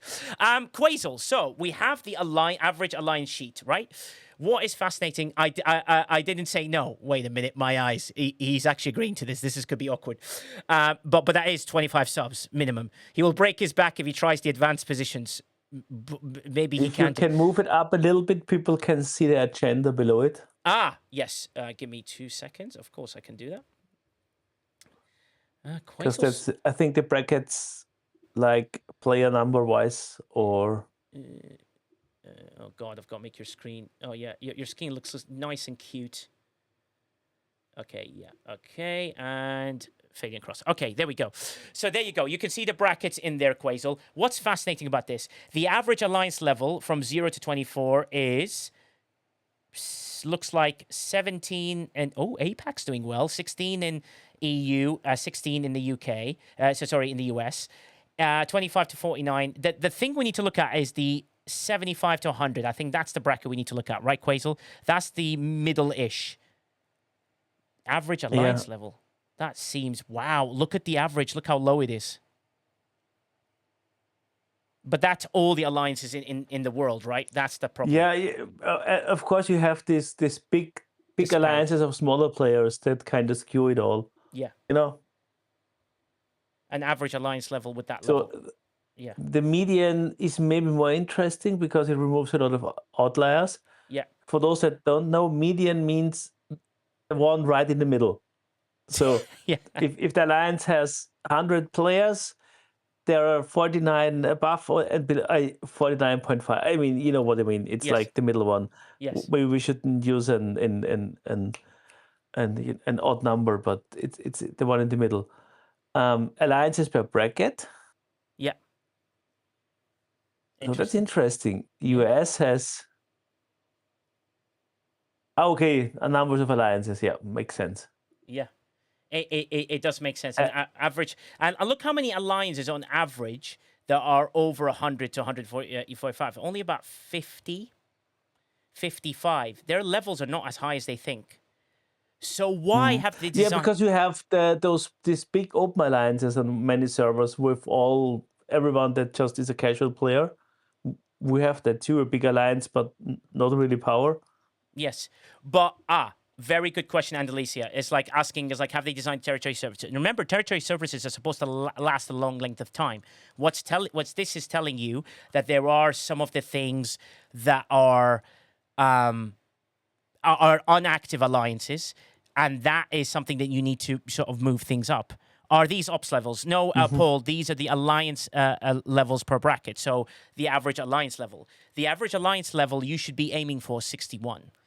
And the most active territory alliances, which is something that I would love to get the maths for, would be on average 61 plus, or that they would have a 51 base with a very, very strong set of couple of big guys, and that they can run the rest of the services. Like Mufasa's team, and services, and Ghost Pepper, whose alliance is a little bit lower than 61. But 61 is what you should be aiming for to do that. Our average player level is 68. That's amazing. But you show when the top players we were looking at, Quasel, most of them, they were between, the 59s to the 68s, right, for the super big people. Yeah. And I think the first one is the most interesting. Yeah, this one, average alliance level, which I think is fascinating for people to see, and to see what they get within all the alliances in the world. And Crows, how many are above an average level of 61? No, Megan Rayleigh, that's a great question. If Chronox is very busy, so if he can show us alliances with the average of 61 plus, I reckon we'll have more than... Oh, he can check, which is totally fair. So that would be a fascinating number for us, Quasel, to have a look at. Now, why am I talking about this? Because I'm talking about this to showcase that every level matters in this game, from your lower levels to your upper levels. If the average ops level that we are guessing, Scopely are guessing at, is at 61, because that's where the most efficient point of the refinery, 51 being the least efficient, 71 being the most efficient, plus, that is where the number that we believe an alliance average level should be.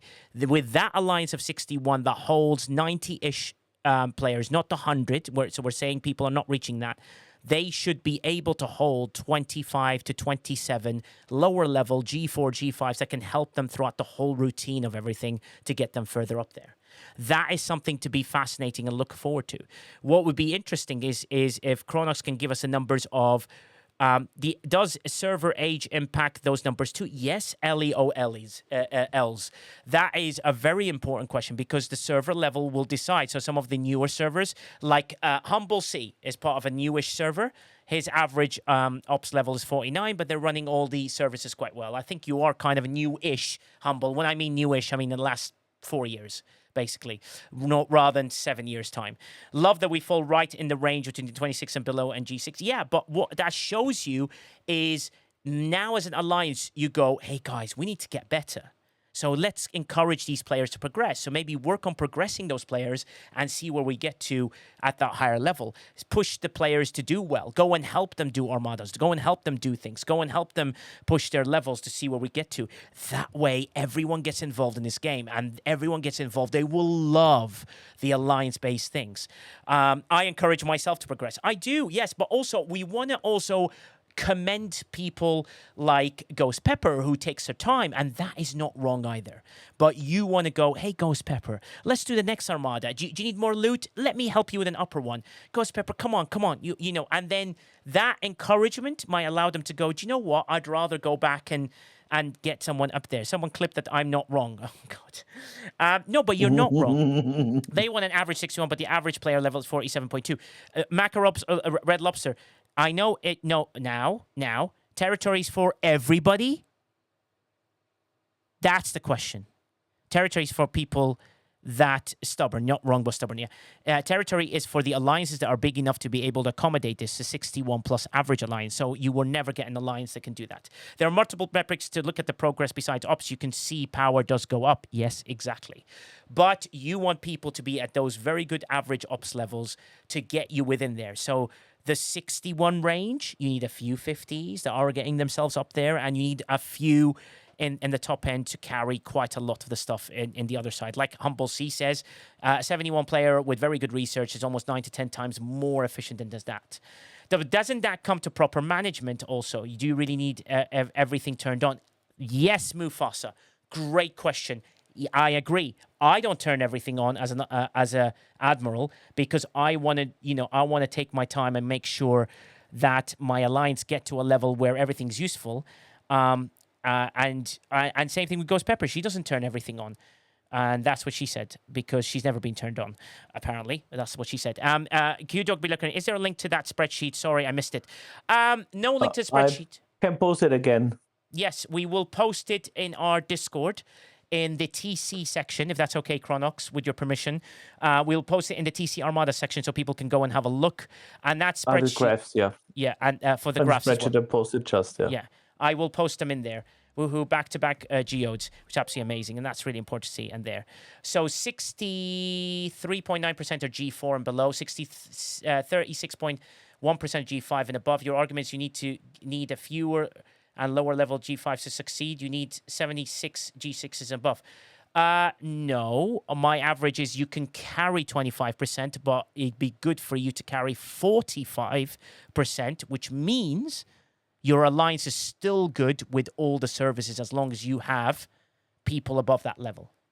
So you can have half and half. Some of the issue with Armada assistance, when you have a G7 player wanting to help a G3 or to G5, Armadas, people like me take the largest share of the loot, even with... Yes, I know, but the starter loot is more important.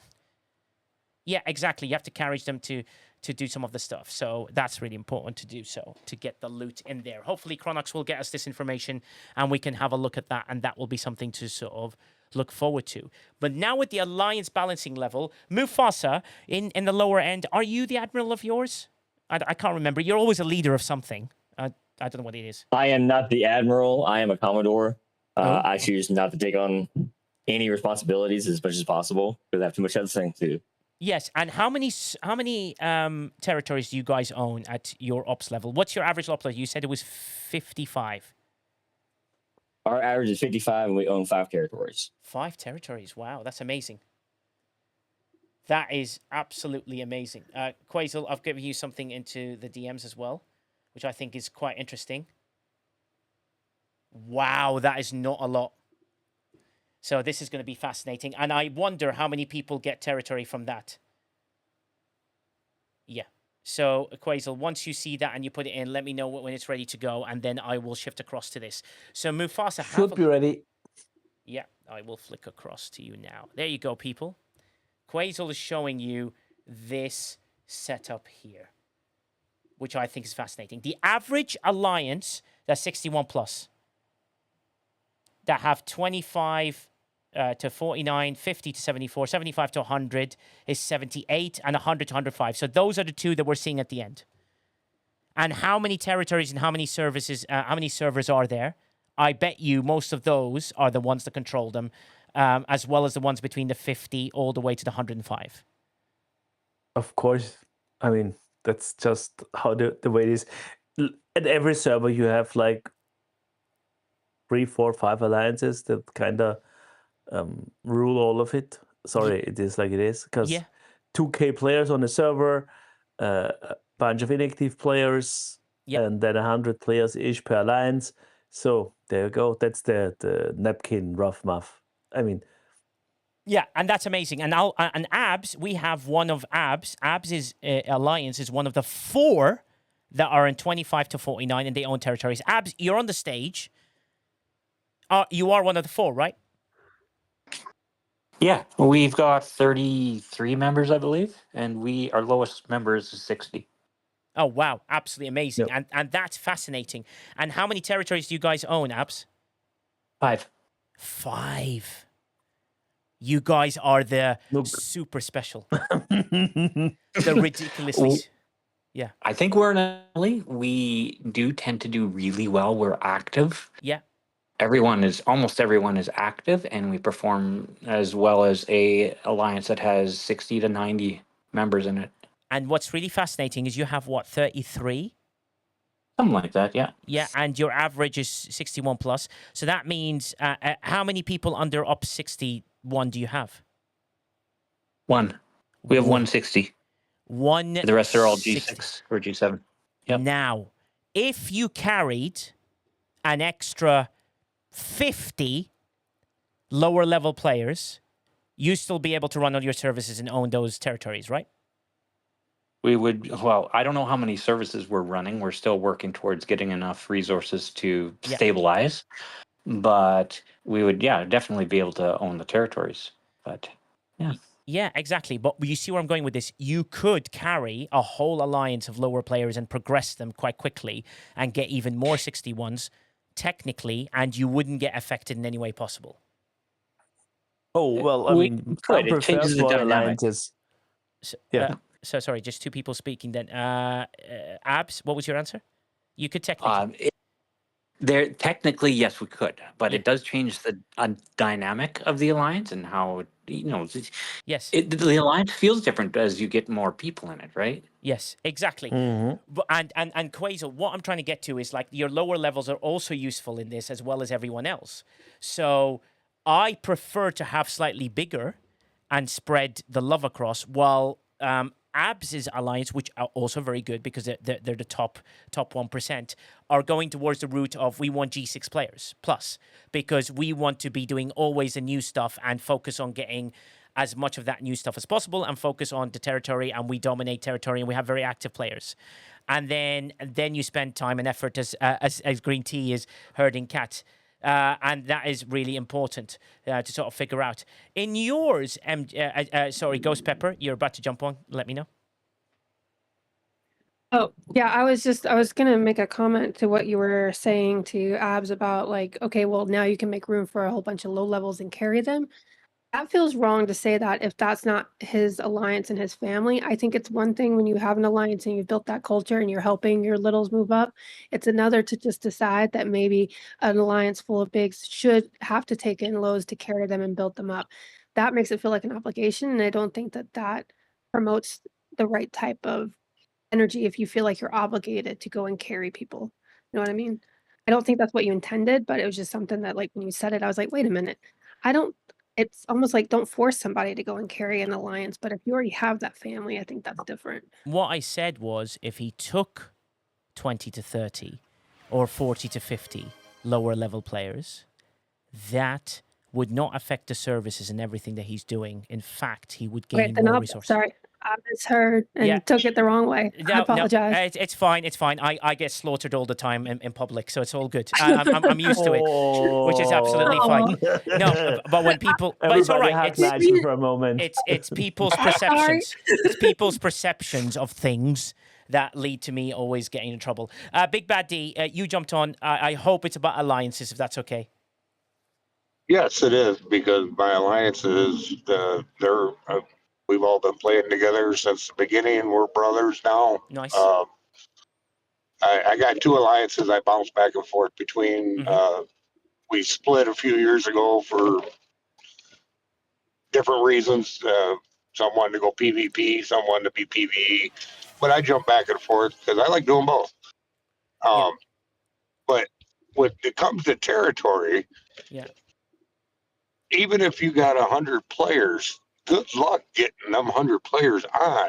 We found that, at least on our server, it may be different on other servers, but if you can get anywhere between 30 and 40 people in at the same time, you're going to win that territory. Yeah.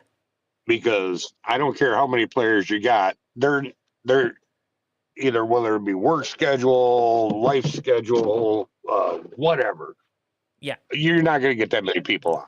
Yes. But the thing is, it proved with Abs Alliance that you can, with active players who are very actively strong and will always do that, can make a difference as well. Yes. Yeah, with the 33. Yes, I totally agree. Yeah. The other thing I had was a question on where are you guys. I'm driving, so I can't really look at this stuff. So where are you getting the power level for your alliance, the 61, 65, well, blah, there's blah, a blah. fantastic service called STFC.pro.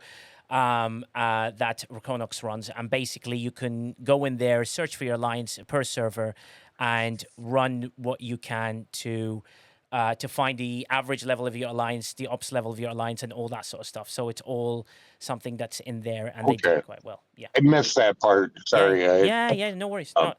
And I got to change my login ID. I'm 72 now. About 2 weeks ago. So. Yeah, exactly. Which is, it just takes a bit more time to sort of get going with that one. But no, that is fascinating. What I'm trying to encourage is more people to get involved. I know some people saying you don't need and you do need, and it all depends on the culture of your alliance. Oh, you speak of that. Our alliance is anywhere from 35 to 73. Yeah, but what I said is the word culture. So changing the culture of your alliance will be quite difficult, and Ghost Pepper is absolutely correct, because Abs's alliance are like people that are like, do you know what? We prefer to play within that level, which is also very good, and how we decide to do. While some alliances are alliances that like a bigger community and sort of grow with. And I think changing the culture of something that's been like that for a long time is very, very difficult, which also means that if you try and change the culture of this game, it will take a bit of time. Course. So that's the value thing. Agree. So, and those are the things that are really important with that. But with the alliances and the average levels they are, what services they do, what is your encouraging factor, Crisito, that you'd like to say to everyone, saying, do you know what? You can have an alliance of balanced people. You can have alliance and you don't lose. If you wanted to bring friends in and you're worried that their ops level is not right, that's not the way to think about it. Just bring your friends in, and I think things will make differences. What do you think, Crisito?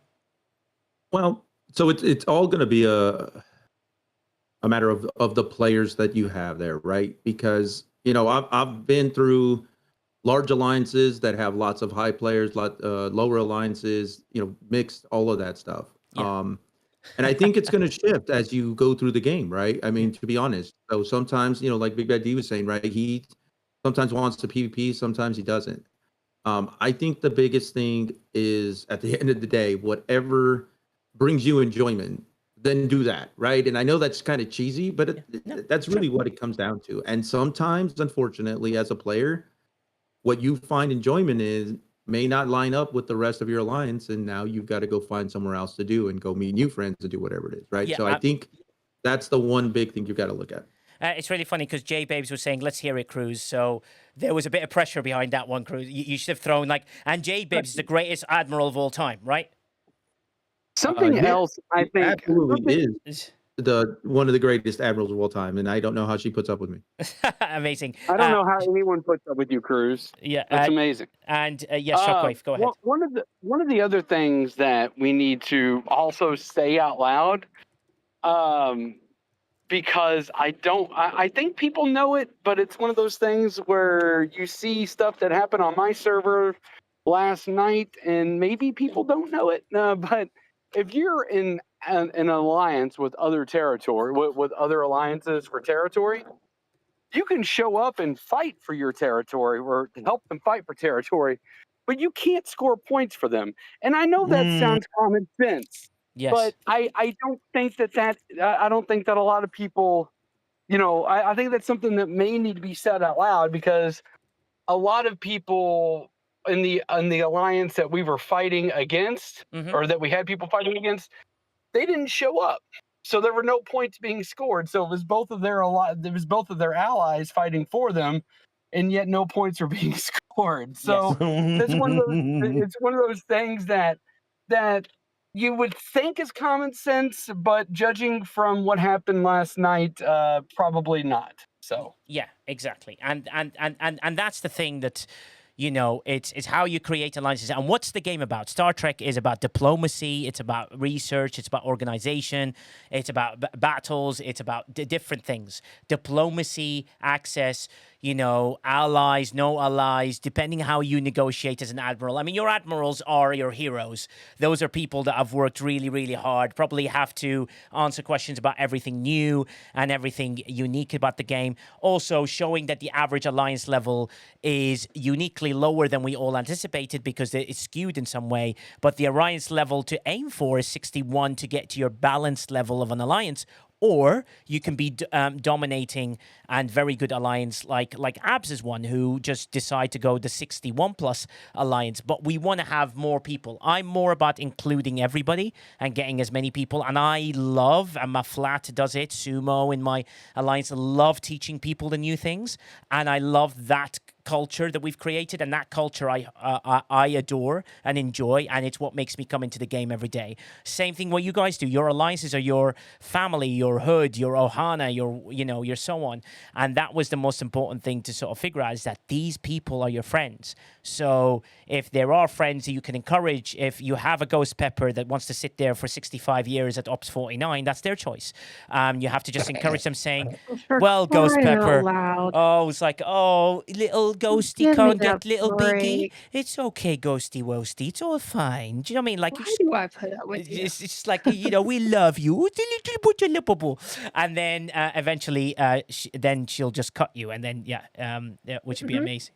I was just about to say that. One day she will amazingly cut you, and you will regret all the things you did. But then all the pain would disappear, and I'd bleed out to death, going, finally, it's all gone, and I can rest in peace from all the madness. Oh, it's another Quasar sheet that doesn't make sense. It's just like and it's another Jules Verne with a cookie in his mouth while he's going, yeah, I'm going to make the 1 + 1 = potato. They'll never see this formula. Or that's not what Jules Verne sounds like at all. Not and even, the one thing, and again, right, if you were to look at the stuff going on, whether it's events or the gameplay or whatever, right, I think the challenging thing, and if you listen to kind of a theme here, right, some of it is that players are not necessarily engaging. Yes. And I think the reason they're not engaging, yes, we can talk about we want more rewards. Fine. Yeah. I think one of the biggest challenges, especially when you're talking TC or these high volume events or mechanics, is the actual tech piece of it, right? I know they made a change, or I think they did. I got to run my Dauntless, so hopefully I can keep the luck running on that one. But I think if they fix that piece, right, the lag, and I know it's a large effort, right? But if they fix some of those things, then I think it won't be as bad. I think then the players can adjust accordingly. But it's hard to get players into alliances and be active when they try to log in and they get the 99.9% error, and then they got to restart it 15 times, or they get into TC, they finally get their ship in there and they go to look, and all of a sudden it's giving them the you can't see in TC thing, right? Those kind of things, if they can fix that, I think the rest of it will take care of itself. Yeah, exactly. I'm finding that there are more, not secret fixes, but there are fixes which are not announced and just sort of appear in the game. Like you said, the Dauntless, I'm finding it's working really well, and I'm suddenly going, I don't know if they've done anything, or it's either a fluke, or the servers, I don't know, but the buttons seem to be faster, and things to be moving quicker. So I don't know. It sounds like they're working behind the scenes, and I commend them for that work that they do. But also, I hope they're working on all the feedback that they hear from everybody regarding officer recruits. And then here's hoping that they can look at those things and see, and sort of fix them. So Paul says, can they realistically fix those things, or do we have to learn to live with it? I think they can. And Paul, fix is a very big word, because it's not about fixing something. It's more about where is the ability to get it to a good balance. We want a good balance officer recruit. We're not here to say bring Kota back and do it exactly like that. And we're not saying that we're accepting the way you're doing this. What we're asking for is for them to create a balanced, fair game which allows us to make decisions, progress, be mathematics, organize for, get ready for, and be stronger at protecting, and be able to do different things in the game. And the most important thing is community. Community is the most powerful thing in this game. And bringing that community together is important, which is why I am imploring and praying and asking every alliance to look back at their lower levels, encourage them to get, to the top. You don't want loads of ghost peppers to sit there for 60 years. You want more Mufasas who are really fast. Do you know what I mean? You want more rage starves who've got really things going. Your levels in Mufasa.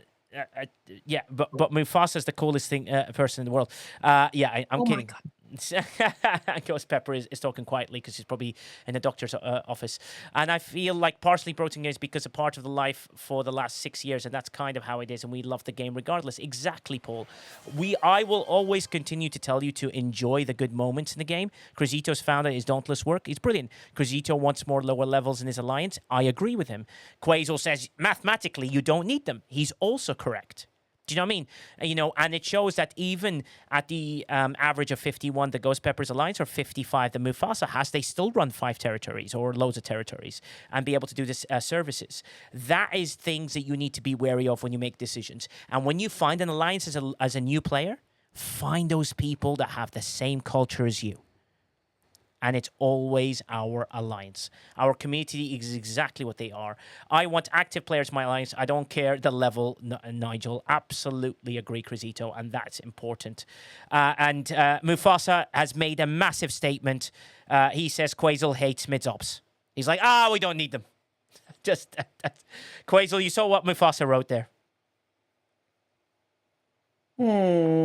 Quasel doesn't care. But I love the 45 looking at me and Granny and Manana. Yeah, exactly. And we all care about his activity and not total mediocrity. It's like watching DOS playing chess. You don't want a one-person chess team. You want an alliance of people that are fantastic at chess and we can whoop his ass, because that would be the more simple, because he gets crabby otherwise.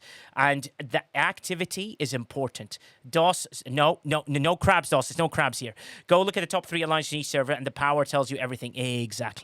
And the thing is, why am I not in the biggest alliance? They're very good friends of mine. They're really, really cool. It's because I love what I do with the active ones. I love the ability to show that I can make a difference to somebody in the game and make them enjoy aspects of the game or kill something higher or be really cool and learn from them as well. And ads about to start in 1 second. Sorry for those people in ads as we finish off, and we will move into marbles. But MJ Hat, who's not here. Where is MJ Hat? He disappeared. He probably left. Which is really important. So we will be doing this MJ Hat list. So what I'm going to do, people... let's form Voltron says, I'm on 6-year-old server, not really a spot for G3 players, and our few G4 players are moving to G5. Yeah, true. And more people, it's amazing to do so. And of course, Panda Pirate puts a random message in a random channel. We have forgotten to talk about the special demographic players are up 65 plus. None of these events are balanced. None of the features have been promptly tested due to the lower level player counts. Additionally, Panda, go away. Additionally, there are no players available to do the do-aways with. Let's not forget about them. Oh, Panda, kiss my ass. That's not ridiculous. Oh, yeah. Sorry, Panda. We missed the 75 and aboves. Oh, no. Boo-hoo to that one. Quasel's like, oh, yeah, they're really important. Yeah, we missed the anomalies. Sorry, Mufasa. You're absolutely right in that one. And very important to do so. Yes, which is true. Yes, I remember now where MJ Hat's gone to, which is absolutely amazing. So, thank you, everybody, for that. Let's encourage people. Let's go to marbles, and let's give away some stuff. I'm going to start with the top... Before you... I want to add one line. Yes. Because we kind of skipped over it, but I think it's important. In territory for the new hostiles, starting in 3-star territory, yes, they ignore shields. So stuff like Wrath of Khan, Carol, Pointless, switch to other stuff. That applies only to these 3-star and up hostiles. Oh, so Wrath of Khan Carol applies, is not worthful using for any 3-star. Yeah, because they ignore your shield. They... Yes. Yeah, very good shield mitigation to 0.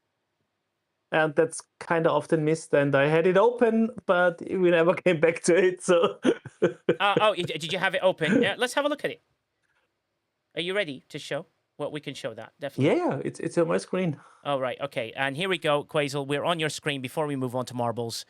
And explain away. So it looks like, Yeah, it's like one of their abilities is they all has critical damage floor of 300%, but starting in 3-star territories, because they are different. Yes. Despite having the same levels, they have like at the end in game the 3-star version, has no shield mitigation. So if you don't know why you can beat them in your 2-star territory, but not in your 3-star territory, Yes. that's one of the reasons, because they are different.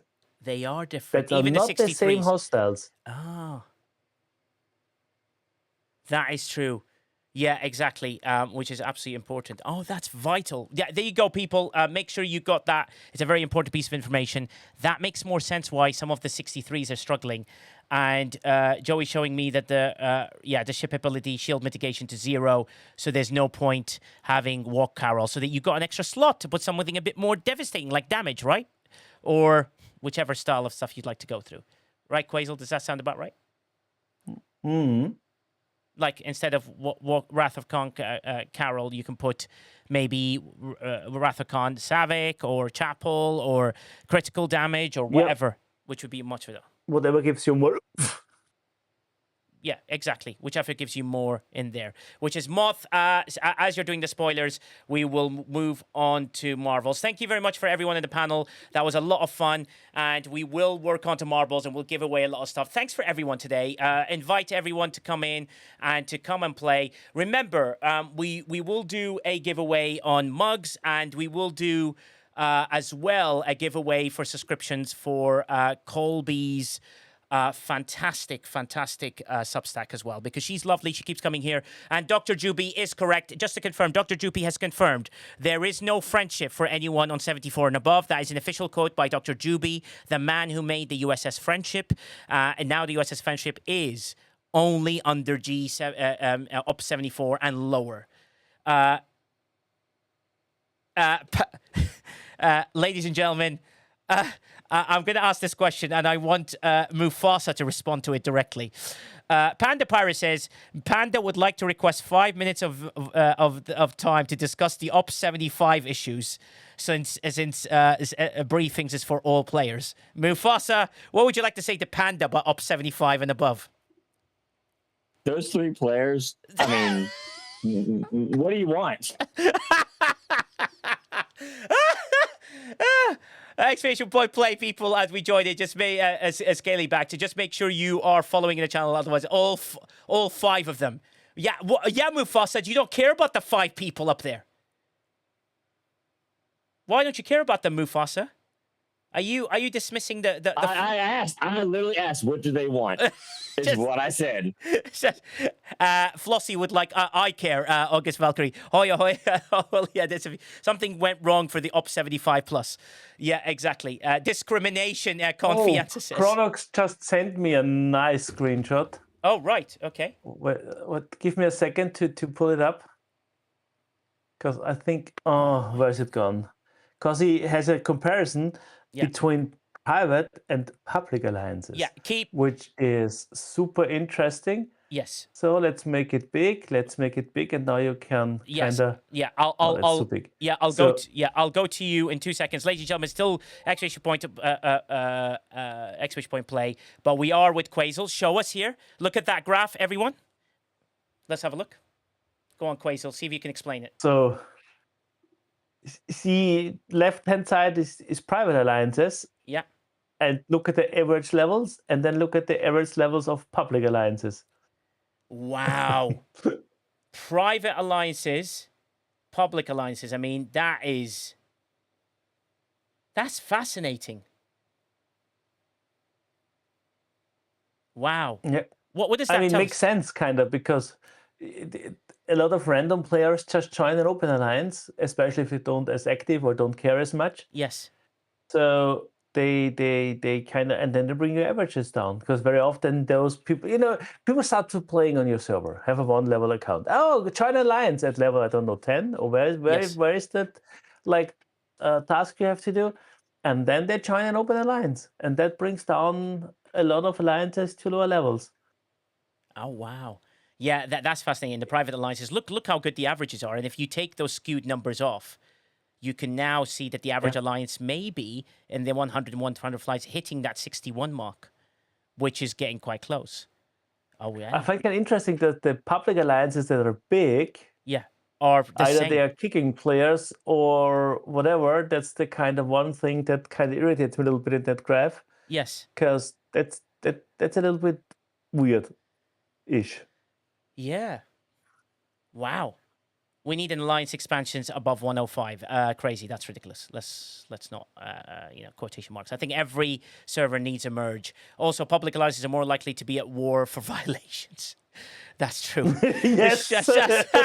So more than likely, you're removing players left, right, and center. Wow. Thank you so much, Chronox, for that one. That's a very good one.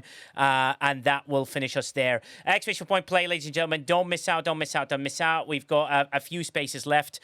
We will give away an STFC. Panda Pirates, I'm just a few docks and guns away from Op 75, and I'm sure many other players as well. We have issues that need to be addressed. Panda, what do you want to talk about? Mufasa is here for you to answer all your questions regarding Op 75 and above. That's Mufasa's role today.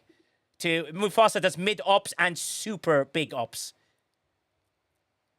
Can the Op 75 get us at the AT unbroke? Panda, come on stage. Oh my God. That would be hilarious to do so. Panda Pirate, yeah, the Op 75 and above need more player bases and have a chance to be able to do stuff. Many join the just join the panel. Everyone's like pulling Panda up there. Exclamation point play. Don't miss out. Don't miss out. Let's start off the first race, and that will calm everyone down. Play 3. Simon says has put a quote up, which I will state, and I will mute Ghost Pepper so she can't respond. To be fair, eventually everyone will run into the whale issues unless you are Pepper and you won't hit G6 until the heat of death of the universe. And Ghost Pepper has no comeback to that one. And Mufasa's like, he's absolutely correct. All right, here we go. Love you, Pepper. Yeah, he does. Here we go. Remember, 50 bits or more to cause a bit of have 100 bits or more. We'll do an STFC Briefings mug and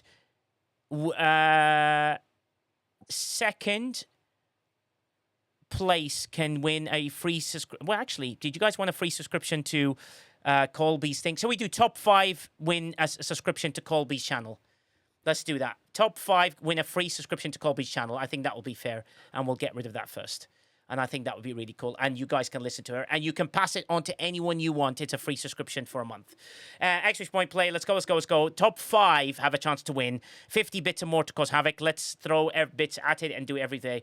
Good night, Quasel. Thank you so much, buddy, for that lovely little setup. And the race begins. Simon says he takes an early lead and goes, Ghost Pepper, I'm defeating you. And everyone gets exploited, but Simon's still alive. Oh my God, with 600 bits to throw us in there. Maybe the hype train will begin, but Simon's still alive. And then everyone's exploding, but Simon's still staying alive somehow. How is Simon doing this? It is blasphemy in every way possible. With 300 bits to send himself into a frenzy and gets it in there. The hype train's still not going, and we don't know why. Studio MD, you just fallen down. Jeff Games, you're battling across with Curzoni. LE4LZ just died. Don't test in production, which you should test in production, but not test in production. And there we go. The hype train begins. Retro Fury sends us into hype train, and the battle continues. Top 5 can win something here. So this is a chance to throw all your bits in. Kazoni's got a chance. Andelicia's got a chance here. Right, Kazoni and Andelicia's got a chance to battle through. It is a difficult finish, though. Are they able to finish it? It's going to be there with the boost. I mean, it's 5 subscriptions. These subscriptions are worth it. Hype train begins. Here we go. The battle continues. Andelicia continues, and she's battles all the way through. 2 subs or 1k bits to get us to the next level. And wow! 5 gifted by Lady Patu to send us to a frenzy. Andelicia, Kazoni, all people have been gifted. Cottontail with a boost, with an emote boost. He's trying to cheat his way through this, and he's trying to use the tactics of the marbles to get through. But we do have that emote availability as well. Andelicia's got a chance here. Andelicia's coming with it takes a corner of doom through Peg Alley. The Peg Alley's slowing her down. Kazoni. Kazoni's going to head. Kazoni's going to win this. Look at him. Kazoni's going to win it. Kazoni jumps over the top. Why did you jump over the top, Kazoni? Oh my God, Ghost Pepper is in there. And Candid Onion jumps over. Chronox jumps over. J-Bibs, everyone's jumping over. Even Panda Pirate jumped over. Panda Pirate's like, I don't care about it. It's up 75, and I'm really going to cry in the corner. Everyone's trying to finish this. And there it is. Martok number 1. Unsubbed user number 2. Let's Fomatron number 3. 2 more finishers to get the last bits of the subscriptions. Just remember, following through, you can do the subscription. You do need to give me an email. Be very wary if you're aware of that. You need to give me an email address which the subscription can be sent to. Top 5 August Valkyries there, or you can give it to a friend or a family member of your choice of that. The top 5 winners please DM me in the chat. Unsubbed user, you keep winning random things, which I think the top 5 are the only finishers in there.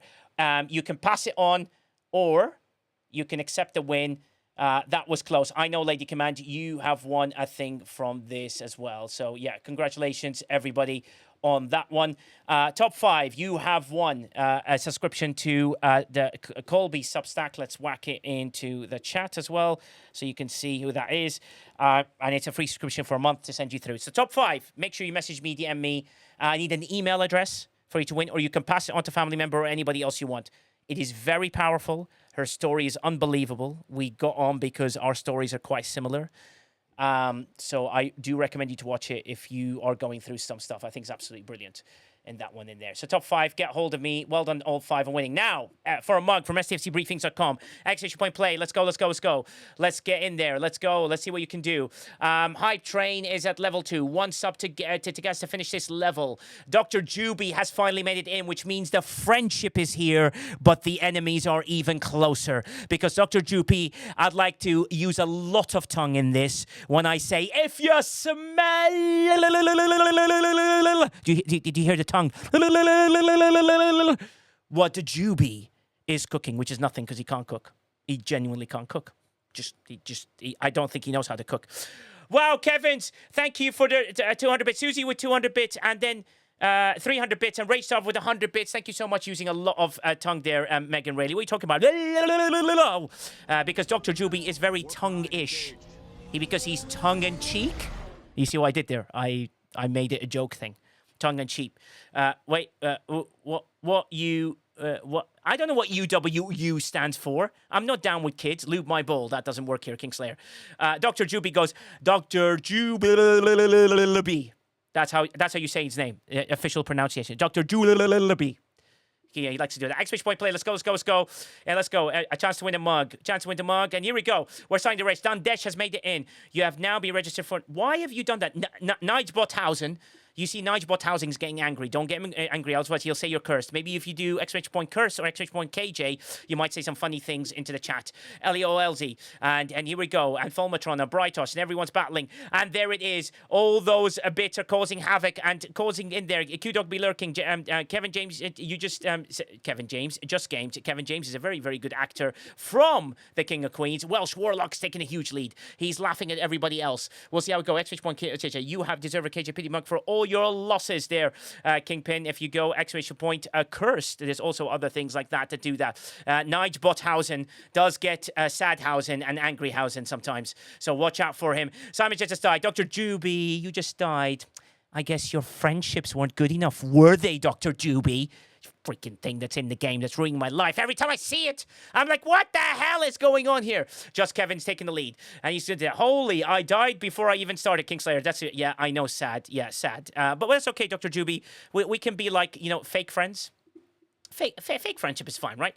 We can see how that goes. Jeff Games, you're trying to get there. MSV Pam is in there as well. Any things to get us in there? We are a level 3 hype train. 4 subs with 2 minutes, 45 seconds left to get us to the next level and finishing it up. We're just at level 3. People are battling through. Welsh Warlock, you just died. You just fell through the hole. I don't know why you fell through the hole, because you got aimed for the other hole, which is the one at the end. But you aimed for the one earlier on and went, I'm going to win this. And you went, oh, dear God, that didn't happen. J Babes, Susie Q is trying to work their way through. Everything is in there. LEOLZ is working their way through. And Raging Pin, you just died. LEOLZ, you just died as well, which is really sad. Unsubs user, you died. But you have your subscription to the Substack, and Colby's Substack is one of the most powerful. Her last one is like mind-blowing. Jim P.I. is in the lead. He's taking there. This mug he can finally win. Jim P.I.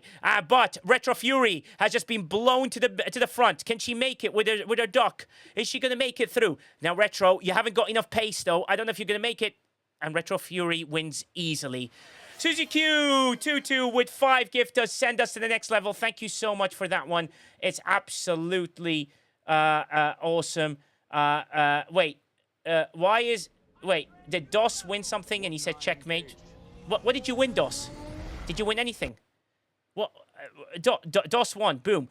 Congratulations, Retro Fury. You are the winner of an STFC Briefings mug. Choose any mug from the channel. There is a few updates coming in the weekend. So if you want to wait till then, there's quite a few little mug additions. I'm just working on the store. I've taken a few bits down because there's a few things out of stock and I just work my way through. All right, and here we go. Race number 3 for mug number 2. Exclamation point play. Let's go, let's go, let's go. Remember the people that want to give away those Substacks, all you got to do is give me an email that can add you to the service. Is 5 gifted. Or you can pass it on to a family member, any family member. I just need an email address to put it in. And that will be your subscription for free for a month. And it's really, really good. There's some great stuff. Yeah, time to play. Exclamation point play. Let's go, let's go, let's go. Don't miss out, don't miss out, don't miss out. We got 3 minutes and 45 seconds on the hype train with 4 subs to get us to the next level. It's absolutely amazing. Thanks for your generosity. Let's keep it going and keep the numbers high. We've done really well today. Averaged quite a lot into the 180s, which is very kind of the people to come in. Could you pass mine to Red Rum Ruby, please? Unsubbed user. Yes, can you message her, please, to give me her email, please, unsubbed user, if you don't mind doing that. That'd be absolutely amazing. And then she can do so. She will love it. Colby is absolutely wonderful, so she will absolutely love what she gets from there. And Colbs is awesome. And she says she'll be back on Sunday, which is amazing. Can you just kill my marble now so I can get it over? No, Kingslayer, you're winning this one. This is your win. Kingslayer, I've got a good feeling for you. Come on in, exclamation point play. Let's go, let's go, let's go. I'm going to press the button. And here we go. Dos, what did you win? You said checkmate and bitch and stuff, and you threw all these, like, hoodlum things, and Dos, I don't think you're a hoodlum in any way possible. You sent me a whisper, but I did read it. Well, here we go, here we go. The race begins. And here we go. Let's see who's going to win this. Remember, 50 bits or more to cause havoc to 2 people. 100 bits or more, you cause havoc for 10 people. So here we go. Send us to the next level. And everything is here. Everything is also appreciated to be donated here into the channel. And we work our way through. Holy shit, Gary Busey is saying that in every way possible. Put exclamation point cursed into the chat. Oh, you got a race and you got excited. Oh, okay, Dos. Well, it sounded like you got a little bit over crabby then. Interesting. That'll be a ways to go. Matt Flat is in there. He's got a chance. Kelrick got thrusted. People win. Exclamation point cursed. No, cursed. You can put exclamation point cursed if you want to get a respondent from Nige Bothausen, who's like really working his way through to be part of this community in a very good way. But Nige Bothausen gets really angry sometimes. Matt Flat is in the lead. Look at him. He's just working his way through slowly while everyone's right behind. Lose again. No, Jeff Games, you have a chance. Don't give up on it. We're only got 1 minute 45 seconds left with 4 subs to get us to the next level, or 1.8k bits as well to get us there. Maflat, you're in the lead. Maflat, you never seem to win, but this time it's just a drop through a hole. I mean, you can't possibly miss the hole. Well, I've seen you miss the hole previously, so that's quite a big saying. Mr. Tony Sir is working his way through. Come on, Mr. Tony Sir, trying to do it. Mufasa just died. Oh, Portuguera, la Barcasia, Mufasinho, la Parteria is like Mufasa now does not do exercise because exercise is against his body. He will now stand up and sit down in the chair 5 times. Yes? Ding, ding, ding. Yes, ding, ding, ding. You will punch Corey straight in the groin. No way, Maflat, you're about to win. Oh my God, Maflat, would you please stop missing the damn hole? Yes, Maflat wins. DM me, Maflat. You can get a mug from stfcbriefings.com. You're very, very welcome, my friend. One of my Alliance members finally wins. Well deserved. Love you, buddy. It's my honor, Maflat. And Kingslayer died. No, you died, Kingslayer, because you saw someone won. So you just decided that there's no point. Maflat, you are the winner, my friend.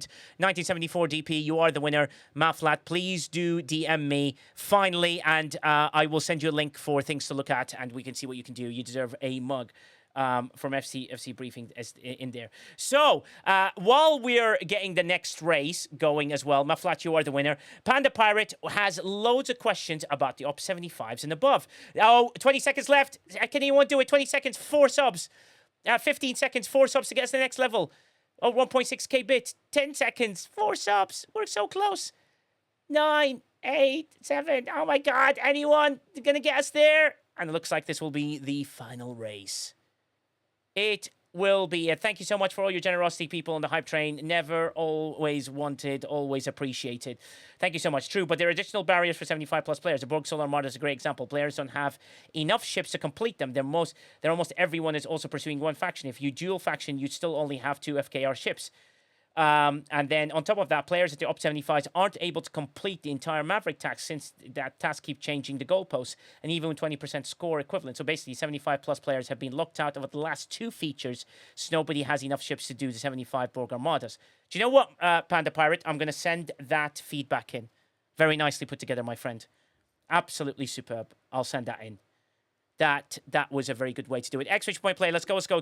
Thank you, guys. Last race to get us through for a mug from stfcbriefings.com and a chance to win that. I would wait till the weekend. There's some cool World Cup things coming in. Hey, Asian boy, how you doing? Beans. Green Tea says beans. Let's come on in, people. Dr. Juby's made it in. He's finally decided, maybe I want Nige Poos as my friendly poos because Dr. Juby Poos like to be US Dr. Friendly Poos. Dr. Juby's like a little friendly thing, isn't he? Dr. Juby, he's so happy. Absolutely amazing. Nigel friend. Yes, Danhausen likes to have friends. Then we can electrocute each other. What was that? That was the DOS. Are you being crabby? Don't make me press the grab button. Don't do it. It's like you cursed. You didn't curse Warzone. You cursed yourself. Nige Bothausen can get weird. You are cursed. And here we go. We're about to do the race, the final one. Do it. I'm pressing a start. LA Crabs for days. Oh my god. I'm sealy, not crabby. Oh my god. Do you want me to get a seal thing? Oh, God, I've got to now design a seal dancing malarkey. Here we go, the final race. Let's go. Let's see if we can throw some bits in. This race is getting quite exciting. We'll see who's going to get there. People are battling their way through. Canzoni is in the lead. Tacos Chemtech is in there. Oh, and you get exploded, and you're in! You saw what happens there. Tacos takes a huge lead. The explosion did not work because he didn't get cursed. You got cursed, and then Danhausen, Nigehausen sends you there, and then you just got cursed. There you go. And you took a lead and died.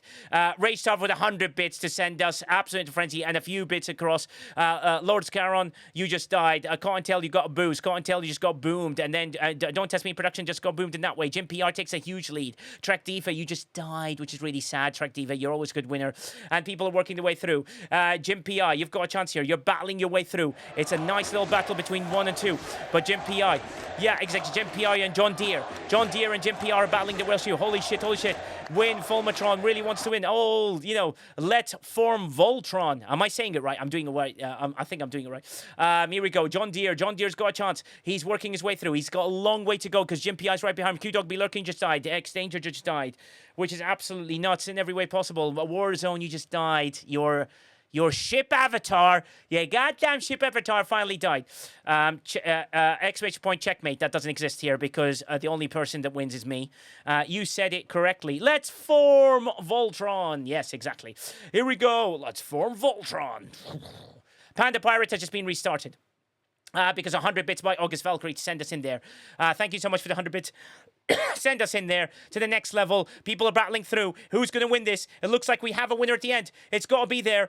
John Drell, you've got a chance here. John Drell's battling. John Drell, you are the winner, and Moosey was second. Moosey pushed you into it. John Deere is third. John Drell, you are the winner of the STFCbriefings.com mug. DM me in there. I would wait till the weekend because there's loads of things getting updated, so you can win one of those. Congratulations, John Drell. You are a winner of an STFCbriefings.com mug. It's absolutely brilliant in every way. Thank you so much for that one. What a show. What a big discussion. What a following. What a lot of fun. That was absolutely great, and it sent us in a really good way through as well. And that is awesome as well. Let's all go say hi with more marbles and more things. I'm a Sadhausen. I probably need to add that in there. But it's absolutely amazing, everybody. Everything you guys have done is absolutely cool. I really appreciate you all. Continue battling with us. Continue getting people with us. Colby will be back on Sunday as well. And then that is amazing. And her singing will improve and will do more things. And she will sing a different song on Sunday. And she's going to attempt the big song as well, which we got out there. Let's go say hi to Paulina and just say to her, Nigel is forcing us to play marbles with you. That's the quote. Will dare. So let's say Nigel is forcing us to play marbles with you. Are we all ready? Let's get ready for the raid. I appreciate you all. And just live long. Always stay tuned. And on Sunday, it's going to be fun because we may have a big surprise. Don't miss it. Until then, goodbye.